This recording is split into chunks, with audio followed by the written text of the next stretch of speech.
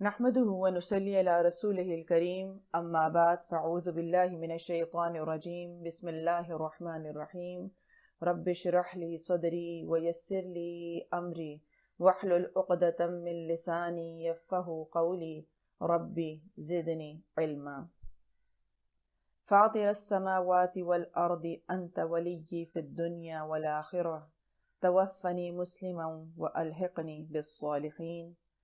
اے آسمان اور زمین کے پیدا کرنے والے، تو ہی دنیا اور آخرت میں میرا ولی ہے، تو مجھے اسلام کی حالت میں فوت کرنا اور مجھے نیک لوگوں کے ساتھ ملا دینا۔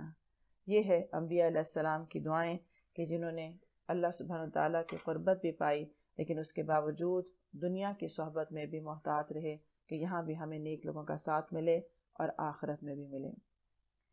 نبی اکرم صلی اللہ علیہ وسلم کے جتنے بھی صحابہ کرام تھے یا ان کے ساتھی تھے جنہوں نے ان کی صحبت پائی تھی، وہ رضی اللہ کہلائے۔ یہ ہے وہ اچھی صحبت پانے کا نتیجہ کہ اللہ سبحانہ وتعالیٰ کی عبادت اطاعت آسان کر دیتا ہے۔ رسول اللہ صلی اللہ علیہ وسلم کے معاملات اور معمولات کو دیکھا جائے، آپ کے تعلقات کو دیکھا جائے، تو آپ اپنی ازواج کے ساتھ نہایت اچھا برتاؤ کرنے والے تھے۔ آپ ان کے ساتھ خوش خلقی سے پیش آتے۔ آپ صلی اللہ علیہ وسلم نے فرمایا، تم میں بہترین وہ ہے جو اپنے گھر والوں کے لیے اچھا ہے، اور میں تم میں سب سے بڑھ کر اپنے گھر والوں کے لیے اچھا ہوں۔ اب یہاں پر وائس ورثہ ہے دونوں چیزیں، کہ گھر بنانے میں دونوں میاں بیوی کا کردار ہوتا ہے، لہٰذا بیوی کو چاہیے کہ اپنے شوہر کے ساتھ اچھا رہے، اور شوہر کو چاہیے کہ اپنی بیوی کے ساتھ، اپنے بچوں کے ساتھ، اپنے باقی دیگر رشتے دار جتنے ہیں ان کے ساتھ اچھا رہے۔ تو یہ بطور سنت کے اپنانا چاہیے۔ بعض دفعہ ہم اس رشتے کو بہت کیجول لیتے ہیں، یا ہم سمجھتے ہیں کہ یہ ہماری پرائیویٹ لائف ہے، ہم جیسے چاہے رہیں، جیسے چاہے ایک دوسرے کے ساتھ سلوک کریں، تو یہ ہمارے آپس کا معاملہ ہے۔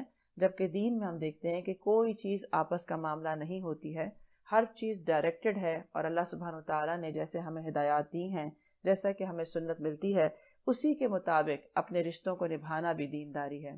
اور اپنی مرضی سے اس کے اندر اونچ نیچ کرنا، یا کسی کے ساتھ اچھا اور کسی کے ساتھ اپنی پسند کے لوگوں سے اچھا سلوک نہ کرنا، یا اپنے ہی گھر والوں کے ساتھ بد اخلاقی کرنا، یہ سب دینداری ہی میں آتا ہے کہ اس کا بھی محاسبہ ہوگا۔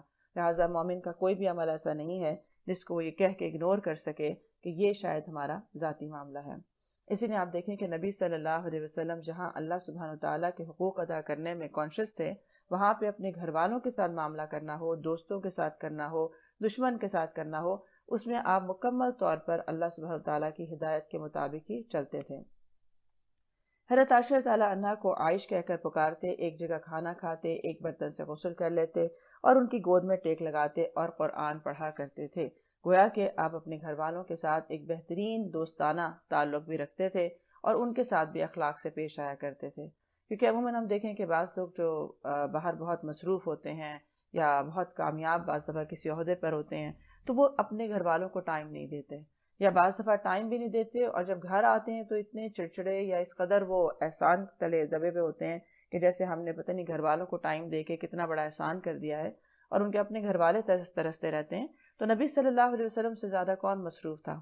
لیکن اس کے باوجود آپ کا اپنے گھر والوں کے ساتھ کام میں شریک ہونا، یا ان کے ساتھ دل لگی کرنا، یا ان کے ساتھ اچھے اخلاق کے ساتھ پیش آنا، یہ ہے ایک مکمل انسان ہونے کی علامت، کہ اسی لیے ہمیں سیرت کو فالو کرنا چاہیے۔ حضرت عائشہ تعالیٰ عنہ کے ساتھ دوڑ کا مقابلہ کیا تو ایک مرتبہ وہ آگے نکل گئیں، اور دوسری مرتبہ آپ ان سے آگے نکل گئے۔ گویا کہ آپ کی جو ایکٹیویٹیز تھیں، جیسے گھومنا پھرنا اور کوئی نہ کوئی ایسی ایکٹیویٹی کرنا جس سے کہ دل خوش ہو جائے کسی کا، ایک ہوتا ہے نا گھر میں بھی دفتر کھولے رکھنا، اور دفتر میں تو خیر زندگی گزار دینا، اور یہ سمجھنا کہ شاید ہمارے بغیر دنیا نہیں چلتی ہے، تو یہ بیلنس نہ ہونا بھی بعض دفعہ رشتوں میں دوری کا باعث بن جاتا ہے۔ ازواج مطہرات کے ساتھ عدل و انصاف کا معاملہ کرتے، اور سفر پر لے جانے کے لیے ان کے درمیان قرہ ڈالا کرتے تھے۔ گویا جتنے بھی افراد ہیں گھر میں، ان سب کا حق ادا کرنا، ان سب کو اہمیت دینا، ان سب کو توجہ دینا، یہ بھی ایک کام ہوتا ہے، کیونکہ اکثر لوگوں کو گھر میں رہتے ہوئے شکایت ہو جاتی ہے ایک دوسرے سے کہ شاید دوسرا محبت نہیں کرتا یا اہمیت نہیں دیتا۔ تو آپ اپنی ازواج مطہرات کے ساتھ ایک انصاف کا برتاؤ کرتے، اور سب کو اپنے ساتھ رکھتے ہیں۔ حضرت اسود سے روایت ہے کہ میں نے حضرت عائشہ تعالیٰ عنہ سے پوچھا کہ نبی صلی اللہ علیہ وسلم اپنے گھر والوں کے درمیان کیا کیا کرتے تھے، تو انہوں نے فرمایا کہ اپنے گھر میں کام کرتے، اور جب نماز کا وقت آتا تو اٹھ جایا کرتے تھے۔ گویا کہ آپ اللہ کا حق بھی ادا کرتے اور بندوں کا حق بھی ادا کرتے، باہر کے کام بھی کرتے، اپنے گھر کے کاموں میں بھی شریک ہوا کرتے تھے، اور اس طرح سے اسی لیے ہمیں کہا گیا ہے کہ آپ کا اسوہ جو ہے وہ کامل ہے، آپ کی ذات کا کامل ہے بطور انسان کے ایک شخص کس طرح ہر ایک کو خوش رکھ سکتا ہے، ہر ایک کا حق ادا کر سکتا ہے، تو اس کی آپ عملی مثال ہیں۔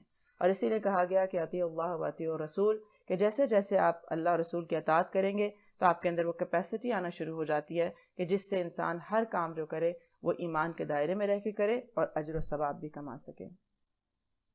آغاز کرتے ہیں، پارہ نمبر 27 ہے، قال فما خطبکم۔ قال فما خطبكم أيها المرسلون قالوا إنا أرسلنا إلى قوم مجرمين لنرسل عليهم حجارة من طين مسومة عند ربك للمسرفين۔ بسم اللہ الرحمن الرحیم۔ قال فما خطبكم أيها المرسلون قالوا إنا أرسلنا إلى قوم مجرمين۔ ابراہیم علیہ السلام نے کہا کہ اے اللہ سبحانہ وتعالیٰ کی طرف سے بھیجے ہوئے فرشتوں، کیا مہم آپ کو درپیش ہے؟ انہوں نے کہا ہم ایک مجرم قوم کی طرف بھیجے گئے ہیں تاکہ اس پر پکی ہوئی مٹی کے پتھر برسا دیں جو آپ کے رب کے ہاں حد سے گزر جانے والوں کے لیے نشان زدہ ہیں۔ اب یہاں بات ہو رہی تھی کہ فرشتے آئے اور ابراہیم علیہ السلام نے ان کو نہیں پہچانا کیونکہ وہ انسانی شکل میں آئے تھے، اور ان کی آؤ بھگت کے لیے وہ ایک بھنا ہوا بچڑا لے کر آئے، اور بعد میں جب دیکھا کہ وہ کھانا نہیں کھا رہے ہیں تو انہوں نے تشویش ظاہر کی، جس پر فرشتوں نے ڈسکلوز کیا یہ بات کہ وہ فرشتے ہیں اور آپ کو ایک ذی علم لڑکے کی پیدائش کی خوشخبری دینے آئے ہیں۔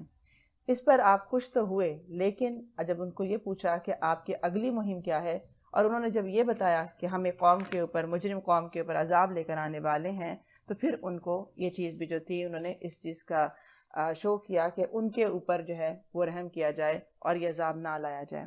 اب یہاں پر بات اسی چیز کی ہو رہی ہے کہ انہوں نے کہا کہ ہم مجرم قوم کی طرف بھیجے گئے ہیں تاکہ اس پر پکی ہوئی مٹی کے پتھر برسا دیں جو آپ کے رب کے ہاں حد سے گزر جانے والوں کے لیے نشان زدہ ہیں۔ نشان زدہ بہت اہم بات ہے کہ ہر شخص جب گناہ کرتا ہے یا کوئی ایسا کام کرتا ہے تو وہ سمجھتا ہے میں ایک ہجوم میں گم ہو جاؤں گا، کسی کو پتہ نہیں چلے گا کہ کس نے کیا کیا تھا۔ اسی طرح اللہ سبحانہ تعالیٰ کے حق میں کوئی کمی کرنا، یعنی جو جرم ہوتا ہے وہ کہیں نہ کہیں اللہ کے حق کے ساتھ بھی کنیکٹڈ ہوتا ہے، کیونکہ اسے گناہ قرار دینا یہ کس کے ہاتھ میں ہے؟ اللہ کے ہاتھ میں تھا۔ لہٰذا گناہ کرنا اللہ کی نافرمانی ہے، اور ایسے جرم جس پر اللہ سبحانہ تعالیٰ کی طرف سے حد جاری ہو جائے وہ خطرناک جرم میں تصور کیا جاتا ہے، کبیرہ گناہوں میں تصور کیا جاتا ہے، اور اس کی آپ سزا بھی دیکھیں کہ کوئی ایسا نہیں تھا کہ کوئی کہے کہ اچھا شاید میرا تو پتہ ہی نہیں چلے گا۔ جو عذاب تھا، جو کنکر تھے، ان کے اوپر ہر ایک کا نام لکھا ہوا تھا کہ وہ اس پر لگے گا اور اس کو ہلاک کرے گا۔ اس سے کبھی بھی جرم یا گناہ کرنے کے بعد یہ نہ سمجھا جائے کہ کسی کو پتہ نہیں چلا۔ جس کو پتہ چلنا تھا اس کو اگر پتہ چل گیا اور ہم نے معافی نہ مانگی تو پھر اس کا وبال بھی آ کر رہے گا۔ پھر ہم نے ان سب لوگوں کو نکال لیا جو اس بستی میں مومن تھے، اور وہاں ہم نے ایک گھر کے سوا مسلمانوں کا کوئی گھر نہ پایا۔ اس کے بعد ہم نے وہاں بس ایک نشانی ان لوگوں کے لیے چھوڑ دی جو دردناک عذاب سے ڈرتے ہوں۔ گویا کہ وہاں جو بستی تھی وہ اس عذاب سے ڈرنے والوں کے لیے کیوں نشانی تھی؟ تاکہ باقی لوگوں کو عبرت ہو جائے کہ اگر ہم نے بھی یہ کام کیا تو یہ انجام ہوگا۔ اسی لیے آپ دیکھیں کہ اتنا بارش ہو رہی ہے، پتھروں کی بارش ہے، اس کے باوجود ان لوگوں کو بچا لیا جو مومن تھے۔ اور یہ بار بار اللہ تعالیٰ کہتے ہیں کہ مومنوں کو بچانا ان کے حق میں شامل ہے، لیکن اصل بات یہ ہے کہ اس وقت میں اپنے آپ کو بچانا جبکہ باقی تمام لوگ نیکی نہ کر رہے ہوں، اس جرم میں ملوث ہوں اور اسے جرم بھی قرار نہ دیتے ہوں، بلکہ یہ کہتے ہوں سب کرتے ہیں، اس میں کیا حرج ہے؟ کیونکہ جب چیزیں بہت برائی عام ہو جاتی ہے تو اس میں حرج بھی نہیں لگتا، وہ ایک رواج لگتا ہے، وہ ایک روٹین لگنے لگتا ہے۔ تو سوائے اس کے کہ جس کو اللہ سبحانہ وتعالیٰ عقل سمجھ سے نوازے اور اس میں وہ پہچان سکے کہ کہاں حد ختم ہو جاتی ہے، کہاں مجھے اللہ کی نافرمانی سے بچنا ہے، چاہے وہ سب دنیا کرتی ہو لیکن مجھے نہیں کرنا، تو اس لیے اس چیز کو مومن کہا گیا کہ پورے معاشرے میں سے وہ چند لوگ تھے کہ جن کو بچایا گیا۔ اور تمہارے لیے نشانی ہے موسیٰ علیہ السلام کے قصے میں، جب ہم نے اسے سری سند کے ساتھ فرعون کے پاس بھیجا تو وہ اپنے بلبوتے پر اکڑ گیا اور بولا یہ جادوگر ہے یا مجنون ہے۔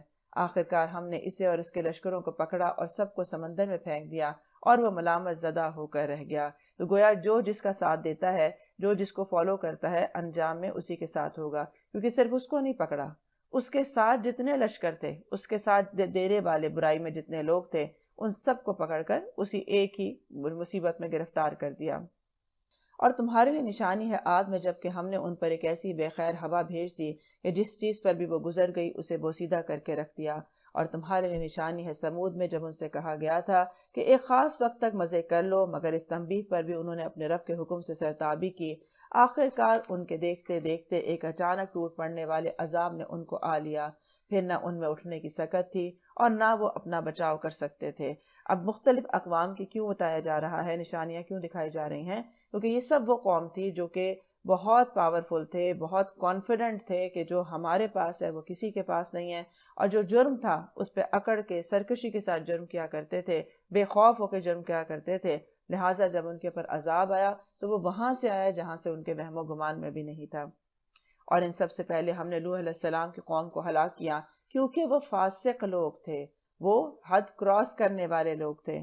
آسمان کو ہم نے اپنے زور سے بنایا ہے اور ہم اس کی قدرت رکھتے ہیں، زمین کو ہم نے بچھایا اور ہم بڑے ہی اچھے ہموار کرنے والے ہیں، اور ہر چیز کے ساتھ ہم نے جوڑے بنائے ہیں، شاید کہ تم اس سے سبق حاصل کرو۔ پس دوڑو اللہ کی طرف، میں تمہارے لیے اس کی طرف سے صاف صاف خبردار کر دینے والا ہوں، اور نہ بناؤ اللہ کے ساتھ کوئی دوسرا معبود، میں تمہارے لیے اس کی طرف سے صاف صاف خبردار کر دینے والا ہوں۔ اب کرنے کا کام بھی بتا دیا اور جو بچنے کا کام ہے وہ بھی بتا دیا۔ اسی طرح اللہ سبحانہ وتعالیٰ بار بار ایک عذاب کی یا ایک قوم کی بات کر کے پھر اپنی نشانیوں کی طرف آتے ہیں کہ انسان یہ دیکھے کہ یہ سب چیزیں جو اس کے لیے بنائی گئی ہیں، چاہے وہ زمین ہے، چاہے وہ جوڑے ہیں، یا کوئی بھی جو وسائل دیے گئے ہیں، وہ اللہ سبحانہ وتعالیٰ نے اس لیے دیے ہیں تاکہ ہم اس کی اطاعت میں آسانی کر سکیں، ہمارے لیے آسان ہو جائے۔ اگر ہم ایک اچھے ماحول میں رہتے ہیں، ہمیں اچھے وسائل دیے ہوئے ہیں، تو اس کو اللہ کی راہ میں خرچ کیا جائے۔ اور ساتھ ہی کہا گیا ہے کہ فَفِرُّوا إِلَى اللَّهِ إِنِّي لَكُم مِّنْهُ نَذِيرٌ مُّبِينٌ، بس تم دوڑو۔ اب یہاں پہ جو لفظ ہے دوڑ کا، یہ بہت اہم ہے کہ اللہ کی طرف چل کے نہ جاؤ، سستی سے نہ جاؤ، یہ نہ کو اچھا دیکھیں گے، سوچیں گے، چلے جائیں گے، پھر ہوگا، بلکہ کیا کرو، فَفِرُّوا إِلَى اللَّهِ، دوڑ لگا دو اللہ کی طرف سے۔ اور اسی لیے آپ دیکھیں کہ اللہ کی طرف دوڑنا سعادت مندی ہے، اور اللہ سے دوڑنا یہ بدبختی ہے۔ کچھ لوگ ہوتے ہیں نا، دوڑ تو رہے ہوتے ہیں لیکن بالکل اللہ سبحانہ تعالیٰ کی ہدایات کے اپوزٹ جا رہے ہوتے ہیں، اللہ سے بھاگتے ہیں، دین والوں سے بھاگتے ہیں، دین سے بھاگتے ہیں، اس کی نصیحت سے بھاگتے ہیں۔ اور کچھ ہوتے ہیں وہ اللہ تعالیٰ کی بات سننے کے لیے دوڑتے ہیں، اللہ کی طرف دوڑتے ہیں، نیکیوں کی طرف دوڑتے ہیں۔ تو دیکھنے کی بات یہ ہے کہ دونوں کی دوڑ کس طرف ہے، اور اسی کے مطابق ان کی سعادت مندی یا بدبختی ہے۔ اسی لیے آپ دیکھیں عام لوگوں کا دوڑنا ہوتا ہے، جہالت سے علم کی طرف دوڑنا ہوتا ہے، پھر اسی طرح چستی سے دوڑنا، پھر کچھ لوگ ہوتے ہیں وہ تنگی فراخی ہر دور میں دوڑتے رہتے ہیں، یعنی ہر حال میں نیکی کرتے ہیں، ہر حال میں ہی اپنے آپ کو پیش کیے رکھتے ہیں۔ پھر اسی طرح گناہ سے توبہ کی طرف دوڑنے میں جلدی کرو، دوڑ کر جاؤ۔ ایک ہوتا ہے نا، گناہ ہو گئے پتہ چل گیا، لیکن جب بوڑھے ہوں گے تو کر لیں گے توبہ، ابھی تو ہم عائش کر لیں۔ اسی طرح ذاتی لذت سے ہٹ کر اللہ کی رضا کی طرف دوڑ لگانا۔ پھر اسی طرح اللہ سبحانہ وتعالیٰ کی طرف دوڑنا اس وقت جب انسان کو کوئی مشکل پیش آ جائے، جب کوئی حاجت پیش آ جائے، تو یہ سب دوڑ جو ہے وہ اللہ کی طرف ہونی چاہیے، لیکن یہ اس میں تیزی اور چستی ہونی چاہیے۔ اسی طرح دیکھیں، اپنا جائزہ لیں کہ ہمارے سارے دن کی دوڑ دھوپ کس راستے کی طرف ہے، کہاں جاتی ہے۔ سارا دن جو میں نے گزارا، میرا چلنا کس کے طرف تھا، پھر میرا بولنا کس کی طرف تھا، اس کا انجام کیا ہونا تھا۔ اسی طرح جائزہ لیں کہ میرے جو وسائل ہیں، چاہے میری گاڑی ہے، میرا گھر ہے، میری اولاد ہے، یا کچھ بھی ہے، یا میری صلاحیت ہے، وہ کس طرف دوڑ رہی ہے، وہ ساری دوڑ دھوپ میری کس طرف کس انجام کے لیے ہے۔ تو اس لیے جو بھی راستہ انسان اختیار کرتا ہے، اصل میں یہ ہے کہ وہ رخ درست ہونا چاہیے، کہ وہ رخ اللہ سبحانہ وتعالیٰ کی طرف جاتا ہو۔ یوں ہی ہوتا رہا ہے ان سے پہلے کی قوموں کے پاس بھی کوئی رسول ایسا نہیں آیا جسے انہوں نے یہ نہ کہا ہو کہ یہ ساحر ہے یا مجنون ہے۔ کیا ان سب نے آپس میں اس پر کوئی سمجھوتا کر لیا ہے؟ نہیں، بلکہ یہ سب سرکش لوگ ہیں۔ بس اے نبی صلی اللہ علیہ وسلم، ان سے رخ پھیر لو، ان پر کچھ بھی ملامت نہیں ہے، البتہ نصیحت کرتے رہو، کیونکہ نصیحت ایمان لانے والوں کے لیے نفع بخش ہوتی ہے۔ کیونکہ جو لوگ ہیں ایک جیسے سے لوگ ہیں جو دین کی طرف دوڑتے ہیں، ان کی سوچ ایک جیسی ہوتی ہے، ان کی اطاعت ایک جیسی ہوتی ہے، لیکن جو اللہ سے دوڑتے ہیں، نبی سے دوڑتے ہیں، دین سے دوڑتے ہیں، وہ سب کون لوگ ہوتے ہیں؟ وہ سرکشی ان کی وجہ ہوتی ہے، ایسا نہیں کہ ان کو پتہ نہیں ہوتا ہے۔ پھر اسی طرح کہا گیا ہے کہ ان سے اپنا رخ پھیر لیں، کیونکہ بعض دفعہ کوئی شخص جب بہت سرکش ہو جاتا ہے تو اگر آپ اس کے ساتھ بحث مباحثے کرتے رہیں، بہت زیادہ اسے سمجھانے کی کوشش کریں اور پھر اس کی ہر وقت صفائیاں پیش کرتے رہیں جب وہ آپ پہ الزام لگائیں، تو اس طرح انرجی لاس ہوتی ہے اور انسان کرنے کے کام سے پیچھے ہو جاتا ہے اور ایک غم کی سی کیفیت طاری ہو جاتی ہے۔ لہٰذا آپ صلی اللہ علیہ وسلم کو یہ نسخہ بتایا جا رہا ہے کہ آپ بس نصیحت کیجئے، آپ کا کام صرف اتنا ہے کہ وما علینا الا البلاغ، ہمارا کام ہے پہنچا دینا، اور ایمان لانے والوں کو نصیحت فائدہ دیتی ہے، اس لیے آپ ان سے منہ موڑ لیں، اعراض کریں ایسے لوگوں سے جو ایسی باتیں کر رہے ہیں، ان کے ساتھ بحث نہ کریں، ان کو اپنی صفائیاں بہت پیش نہ کریں، لیکن صرف نصیحت ضرور کریں۔ کیونکہ بعض دفعہ ہم جب کسی ایسے شخص سے اعراض کرتے ہیں تو مکمل اعراض کر لیتے ہیں، یعنی ہم کہتے ہیں بس آئندہ تو اس کو کبھی بتانا ہی نہیں ہے، اس سے تو کبھی ملنا ہی نہیں ہے، اس سے تو میری بس ہو گئی ہے کیونکہ اس نے مجھے ایسے اور ایسے کہا تھا۔ تو اس معاملے میں یہ ذاتیات بیچ میں نہیں آنی چاہیے کہ اس نے مجھے ایسے کہا تھا، کیونکہ نبی صلی اللہ علیہ وسلم کو جتنے بھی کفار تھے، جتنے مشرکین تھے، جنہوں نے جو کچھ بھی کہا تھا، آپ نے کبھی اسے ذاتی انا کا مسئلہ نہیں بنایا تھا کہ آئندہ تو مجھے ان سے بات ہی نہیں کرنی کیونکہ انہوں نے مجھے عزت نہیں کی میری، بلکہ آپ سے کیا کہا جا رہا ہے؟ آپ کا کام ہے نصیحت کریں، لیکن اگر کوئی ایسا ریئیکشن شو کرتا ہے یا کہ سرکشی دکھاتا ہے تو آپ اس سے بس اعراض کر لیں، اگنور کریں ایسے لوگوں کو۔ میں نے جن اور انسانوں کو اس کے سوا کسی کام کے لیے پیدا نہیں کیا ہے کہ وہ میری بندگی کریں، ہائی لائٹ کر لیں، کیونکہ ہمارے آنے کا مقصد کیا ہے کہ بندہ بن کے رہیں۔ جہاں یہ نہیں کہا جا رہا، اس نے نہیں پیدا کیا ہے کہ وہ نماز پڑھتے رہیں، قرآن پڑھتے رہیں، بلکہ بندگی ایک رویے کا نام ہے، عبادت اس کا حصہ ہے۔ تو بندگی ہے ہر معاملے میں، ہر رویے میں، ہر تعلقات میں، ہر معاملات میں، ہر طرح کی سوچ میں، اور وہ ساری سوچ کہاں جاتی ہو؟ جو شریعت کے مطابق ہو۔ میں لباس پہنوں تو دیکھوں اس میں شریعت کا حد تو نہیں ٹوٹتی، اسی طرح میں کسی سے تعلق جوڑ رہے ہیں تو یہ دیکھیں کہ وہاں پر میرا ایمان زیادہ ہوگا یا میرا ایمان کم ہوگا۔ اسی طرح ہماری زندگی کے جتنے بھی قول ہیں، جتنے فعل ہیں، اس کا ہر ایک کا ایک نتیجہ ہوتا ہے، اور وہ کیا نتیجہ ہے تو یہ دیکھا جائے کہ کیا اس پہ اجر ہے یا پھر اس کے اوپر سزا ہے۔ تو فرمایا گیا ہے کہ انسانوں اور جنوں کو اس نے پیدا کیا گیا کہ وہ بندہ بن کے رہیں، رویے میں بندگی اختیار کریں۔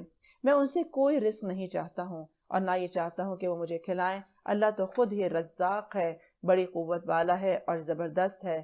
بس جن لوگوں نے ظلم کیا ہے ان کے حصے کا بھی ویسا ہی عذاب تیار ہے جیسا انہی جیسے لوگوں کو ان کے حصے کا مل چکا ہے۔ اس کے لیے جو لوگ جلدی نہ مچائیں، آخر کو تباہی ہے کفر کرنے والوں کے لیے اس روز جس کا انہیں خوف دلایا جا رہا ہے۔ گویا کہ یہ کوئی ایک قوم کی بات نہیں ہے، ایک دور کی بات نہیں ہے، بلکہ جس دور میں بھی جس نے بھی جو بھی ظلم کیا، اور ظلم یہاں پہ کس کو کہا جا رہا ہے؟ اللہ اور اس کے رسول کی اطاعت نہ کرنا، اللہ کے لیے بندگی کی زندگی نہ گزارنا اور ان کی حدود کو توڑنا۔ زمین پر جنوں ایسی ایسی مخلوق ہے جس سے بندگی کا تقاضا کیا گیا ہے، باقی کائنات خود بخود بندگی کر رہی ہے، صرف یہ چوائس جو ہے یہ انسان اور جنات کے پاس ہے کہ اس کو عبادت اور اطاعت کرنا ہوگی۔ اب عبادت کا لفظ یہاں پر صرف نماز روزے کے لیے نہیں ہے، بلکہ جن اور انس اللہ کے سوا کسی اور کی پرستش نہ کریں، بندگی کے لیے پیدا کیے گئے ہیں، اسے کسی اور سے نہ ڈریں، کسی اور سے تقوی نہ کریں۔ اور تقوی کا تقاضا کیا ہے کہ صرف اللہ سے ڈرا جائے اور کسی ملامت کرنے والے کی ملامت کا خیال نہ کیا جائے، کیونکہ اکثر جیسے ہم دنیا میں ہوتا ہے نا کہ لوگ کیا کہیں گے، تو یہی چیز ہم بعض دفعہ دین پر عمل کرنے میں لے آتے ہیں، حالانکہ اس وقت ہم یہ بھول جاتے ہیں کہ اللہ سبحانہ تعالیٰ کی اطاعت میں مخلوق کی اطاعت جائز نہیں ہے۔ یعنی ایک پسند ہے کہ وہ اللہ سبحانہ تعالیٰ کا حکم ہے، اور ایک ہے کہ لوگ اس کے مخالف چل رہے ہیں۔ اب جب آپ دین پر عمل کرتے ہیں تو آپ کو لگتا ہے آپ آڈ ہو گئے ہیں، اور پھر آپ کو لگتا ہے کہ شاید آپ پہ لوگ باتیں بنائیں گے۔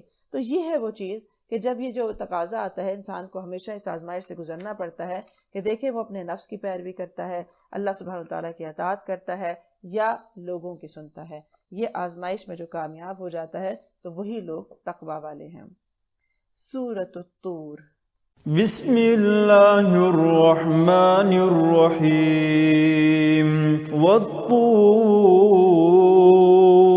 وکتاب مسطور فی رق منشور والبیت المعمور والسقف المرفوع والبحر المسجور۔ بسم اللہ الرحمن الرحیم۔ قسم ہے طور کی اور ایک ایسی کھلی کتاب کی جو رقیق جلد میں لکھی ہوئی ہے، اور آباد گھر کی اور اونچی چھت کی اور موجزن سمندر کی، کہ تیرے رب کا عذاب ضرور واقع ہونے والا ہے۔ اب یہ اتنی بڑی بڑی قسمیں کھانا کہ طور کی قسم اور پھر کتاب کی قسم جو کہ رقیق جلد میں لکھی ہوئی ہے، اسی طرح آباد گھر کی قسم کھانا، تو یہ وہ چیزیں ہیں کہ اتنی بڑی قسمیں کھانے کے بعد کس بات پہ قسم ہے کہ عذاب ضرور آنے والا ہے۔ کیونکہ انسان جتنا بھی پڑھ لے، بعض دفعہ اس کی وہ یقینی کیفیت نہیں بن پا رہی ہوتی کہ جو کچھ میں عمل کر رہا ہوں اس کا مجھے خمیازہ بھگتنا ہوگا یا مجھے اس کی سزا بھگتنی ہوگی۔ اسے لگتا ہے جب اگر سب لوگ کر رہے ہیں زندگی میں اور کسی کو کچھ نہیں ہوا تو مجھے بھی کچھ نہیں ہوگا، یا آج تک اگر میرے گناہوں کی پکڑ سخت شکل میں نہیں آئی ہے تو شاید قیامت میں بھی ایسا نہیں ہوگا۔ اب آباد گھر سے مراد یہاں پر وہ بیت معمور ہے جس کا ذکر معراج کے سلسلے میں نبی صلی اللہ علیہ وسلم نے فرمایا ہے، جس کی دیوار سے آپ نے حضرت ابراہیم علیہ السلام کو ٹیک لگائے ہوئے دیکھا تھا۔ اور یہ کیا ہے کہ یہ آسمان پر ہے، وہاں پر جیسے خانہ کعبہ ہے اسی کے اوپر بالکل جو ہے وہ بیت المعمور ہے جہاں پر آپ نے حضرت ابراہیم علیہ السلام کو دیکھا۔ اسی طرح فرمایا گیا کہ قسم ہے کہ تیرے رب کا عذاب ضرور واقع ہونے والا ہے جسے کوئی دفع کرنے والا نہیں ہے۔ وہ اس روز واقع ہوگا جب آسمان بری طرح ڈگمگائے گا اور پہاڑ اڑے جا رہے ہوں گے۔ تباہی ہے اس روز ان جھٹلانے والوں کے لیے جو آج کھیل کے طور پر اپنی حجت بازیوں میں لگے ہوئے ہیں، جس دن انہیں دھکے مار مار کر نار جہنم کی طرف لے جایا جائے گا۔ اس وقت ان سے کہا جائے گا کہ یہ وہی آگ ہے جسے تم جھٹلایا کرتے تھے، اب بتاؤ یہ جادو ہے یا تمہیں سوجھ ہی نہیں رہا ہے؟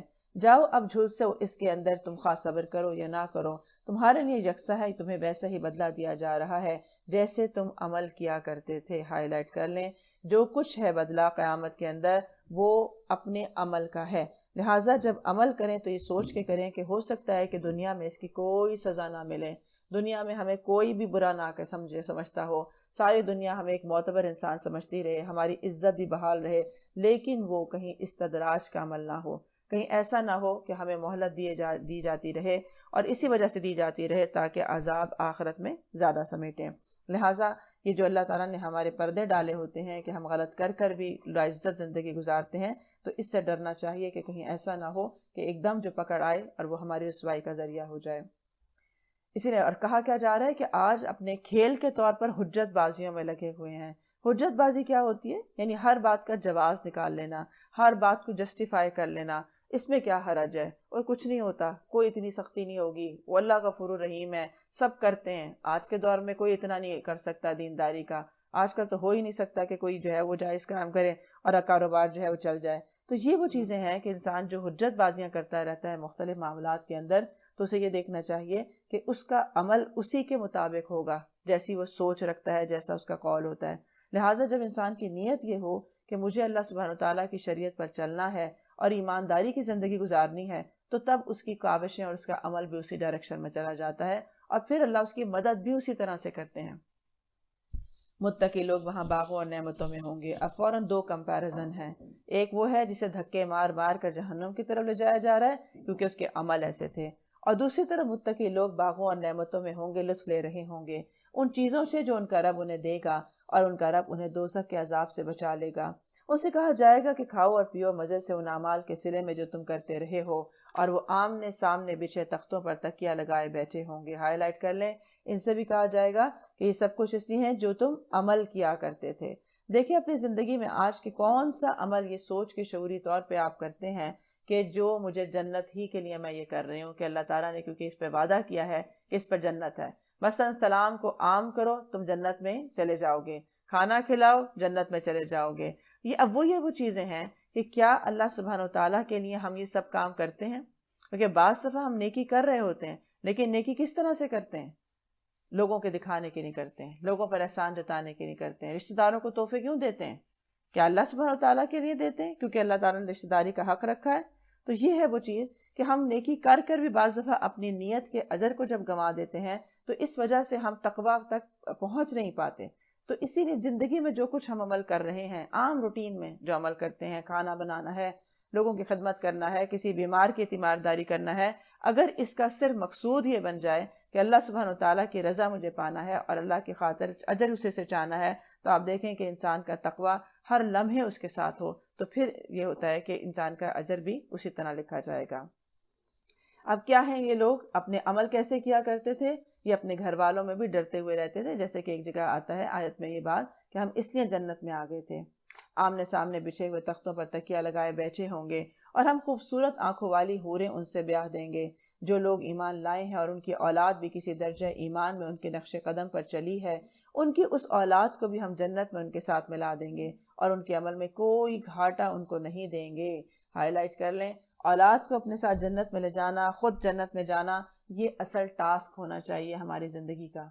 قُوا انفسکم واہلیکم نارا، صاف ٹاسک دے دیا گیا کہ اپنے آپ کو اور اپنے گھر والوں کو جہنم کے عذاب سے بچاؤ، اور یہ بچانے کے لیے سارا قرآن ہمارے سامنے کھول کر رکھ دیا گیا کہ یہ ہیں وہ اعمال، کیونکہ آپ دیکھیں کہ ہر عمل ساتھ لکھا ہوا ہے کہ جو یہ عمل کرتا ہے اس کا انجام یہ ہے، ہر آیت کے آخر میں اس کا انجام دیا ہوا ہے، ہر آیت میں اس کی کیٹیگری بتا دی گئی ہے کہ یہ عمل کرنے والے مومن ہیں، یہ عمل کرنے والے منافق ہیں، یہ عمل کرنے والے کافر ہیں۔ اب ہر انسان اپنی زندگی کو اس سے میچ کر سکتا ہے کہ میں کون سے درجے میں شامل ہوں۔ اسی طرح کن اعمال کے پر جنت ہے، کن اعمال کے پر دوزخ ہے، واضح طور پر قرآن میں پیش کر دیا گیا۔ اپنے آپ کو پیش کریں قرآن میں تو انسان آسانی سے دیکھ سکتا ہے کہ میرا کون سا ایسا عمل ہے جو مجھے پکڑوا سکتا ہے، اور کون سا ایسا عمل ہے جو مجھے نجات دلا سکتا ہے۔ لہٰذا اپنی زندگی کو ایسے بنانا کہ ہر لمحے انسان اپنا محاسبہ کر سکے، ہر لمحے اسے پتا ہو کہ میں نے ابھی جو قول بولا یہ مجھے جنت کے قریب کرے گا یا جہنم کے قریب کرے گا۔ کیونکہ بعض دفعہ ہم کوئی بات کہہ جاتے ہیں اور ہمیں احساس نہیں ہوتا کہ وہ چیز جو ہے وہ ہو سکتا ہے کسی کی غیبت ہو سکتا ہے کہ کسی کے لیے دل آزاری کا ذریعہ ہو سکتا ہے کہ وہ کسی کے لیے ایسی بد اخلاقی ہو جو اس کا دل دکھانے والی ہو اور ہمیں وہ جنت سے دور کر دے، کیونکہ انسان اپنی زبان کے ہاتھوں جہنم میں گرایا جائے گا۔ اپنی زبان جو ہے اس کی وجہ سے بہت سارے لوگ، کیونکہ اس سے انسان کے وہ گناہ سرزد ہو جاتے ہیں جس میں آپ کو لگتا ہے کہ آپ تو آرام سے ایک صوفے پہ بیٹھے، میں نے کیا کیا ہے گناہ کوئی، لیکن اس سے بھی بہت سارے ایسے گناہ ہیں جو جہنم میں جانے کا باعث بنتے ہیں۔ لہٰذا چھوٹی چھوٹی باتوں پہ استغفار کرنا، اپنا محاسبہ خود کرنا، میں نے ابھی جو جملہ بولا مجھے ایسے بولنا چاہیے تھا، کیا مجھے یہ لفظ کہنا چاہیے تھا؟ اگر نہیں کہنا چاہیے تھا تو پھر استغفار کریں، فوراً استغفار کرتے رہیں۔ اور یہ ہے وہ چیز کہ انسان کو تقویٰ اس وقت حاصل ہوتا ہے جب وہ اپنا محاسبہ کرنا سیکھ جاتا ہے۔ کہاں یہ کہ لوگ بتاتے ہوں کہ آپ ایسا اور ایسے ہیں اور ہمیں پھر سمجھ میں نہ آتی ہو یہ بات، تو اس سے بڑا وبال کوئی نہیں ہو سکتا کہ ہمارے کان نصیحت سننے کے لیے نہ کھلے ہوں یا دل پر نصیحت اثر ہی نہ کرتی ہو۔ ہر شخص اپنے کسب کے عوض میں رہن ہے۔ ہم پکڑے گئے ہیں کہ ہم نیک عمل کریں گے تو نجات ہوگی، ہم ان کو ہر طرح کے پھل اور گوشت اور جس چیز کا بھی ان کا جی چاہے گا خوب دیے چلے جاتے رہیں گے۔ گویا کہ انسان جو ہے وہ اپنی ہی اعمال کے رہن رکھا گیا ہے۔ اللہ سبحانہ تعالیٰ نے انسان کو جو سر و سامان اور جو طاقتیں اور جو صلاحیتیں اور جو اختیارات دنیا میں عطا کیے ہیں وہ گویا ایک قرض ہے جو مالک نے اپنے بندے کو دیا ہے، اور اس قرض کی ضمانت کے طور پر بندے کا نفس اللہ کے پاس رہن ہے۔ بندہ اس سر و سامان اور ان قوتوں اور اختیارات کو صحیح طریقے سے استعمال کر کے اگر وہ نیکیاں کمائے جن سے یہ قرض ادا ہو سکتا ہو تو وہ بہترین ہے، یعنی اپنے نفس کو پکڑوا لے گا یا تو عمل کر کے، ورنہ اسے ضبط کر لیا جائے گا، یعنی نیکی کریں گے اس کے ذریعے سے تو نجات ہوگی۔ اسی طرح مومنین صالحین خواہ بجائے خود کتنے ہی بڑے مرتبے کے لوگ ہوں، ان کی اولاد کا رہن میں ہونا اس کے بغیر نہیں ہو سکتا کہ وہ خود اپنے کسب سے اپنے نفس کو چھڑائے۔ یعنی ہم یہ نہیں کہہ سکتے کہ والدین نیک ہیں اس لیے اب سارا خاندان بخشا جائے گا، تو چاہے کتنے ہی والدین نیک کیوں نہ ہو لیکن اولاد کو اپنی کمائی کے ہاتھوں ہی چھوٹنا ہوگا۔ یعنی باپ دادا جو ہیں ان کے اعمال کسی کے کام نہیں آئیں گے، البتہ جو صالحین لوگ ہوتے ہیں اور اپنی اولاد کو بھی صالح بناتے ہیں، ان پر محنت کرتے ہیں، پھر اسی طرح ان کے لیے رول ماڈل بنتے ہیں، جیسی زندگی ہم خود گزارتے ہیں ہماری اولادیں ویسی ہی زندگی کو فالو کرتی ہیں۔ گویا ایک ہمارا نیکی کی طرف آنا ہماری نسلوں کو نیکی طرف جانے کا ذریعہ بن جاتا ہے، کیونکہ اس کے لیے باقاعدہ تربیت کی ضرورت ہے کہ انسان کو یہ پتہ ہو، یہ فکر خود اس کے اندر ہو اور وہ آگے نسلوں کو یہ فکر دے سکے کہ ہمیں کہاں کہاں عذاب سے بچنا ہے اور زندگی گزارنے کا مقصد کیا ہونا چاہیے۔ کیونکہ دیکھیں جب ہم جیسے ہوتے ہیں، جب ہم کہتے ہیں کہ ہم مال کو کہاں خرچ کریں تو ہماری اولاد وہی سیکھتی ہے کہ ہم مال کو کہاں خرچ کریں۔ جیسے ہم دیکھتے ہیں کہ ہم اپنے دن رات کہاں لگائیں تو وہ بھی یہی سیکھتے ہیں کہ اپنے دن رات کہاں لگائیں۔ تو یہ ہے وہ چیز، جیسے کہ ابراہیم علیہ السلام تھے، وہ خود جب رول ماڈل بنے تو پھر اسماعیل اور اسحاق باقی سب بھی اسی راستے پر چلے تھے۔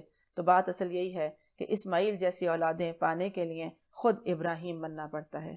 تو کتنے وہ لوگ ہیں جو ابراہیم بننے کو تیار ہیں، ابراہیم علیہ السلام جیسی قربانی دینے کو تیار ہیں، تاکہ پھر ان کو اسماعیل اور اسحاق انعام کیے جا سکیں۔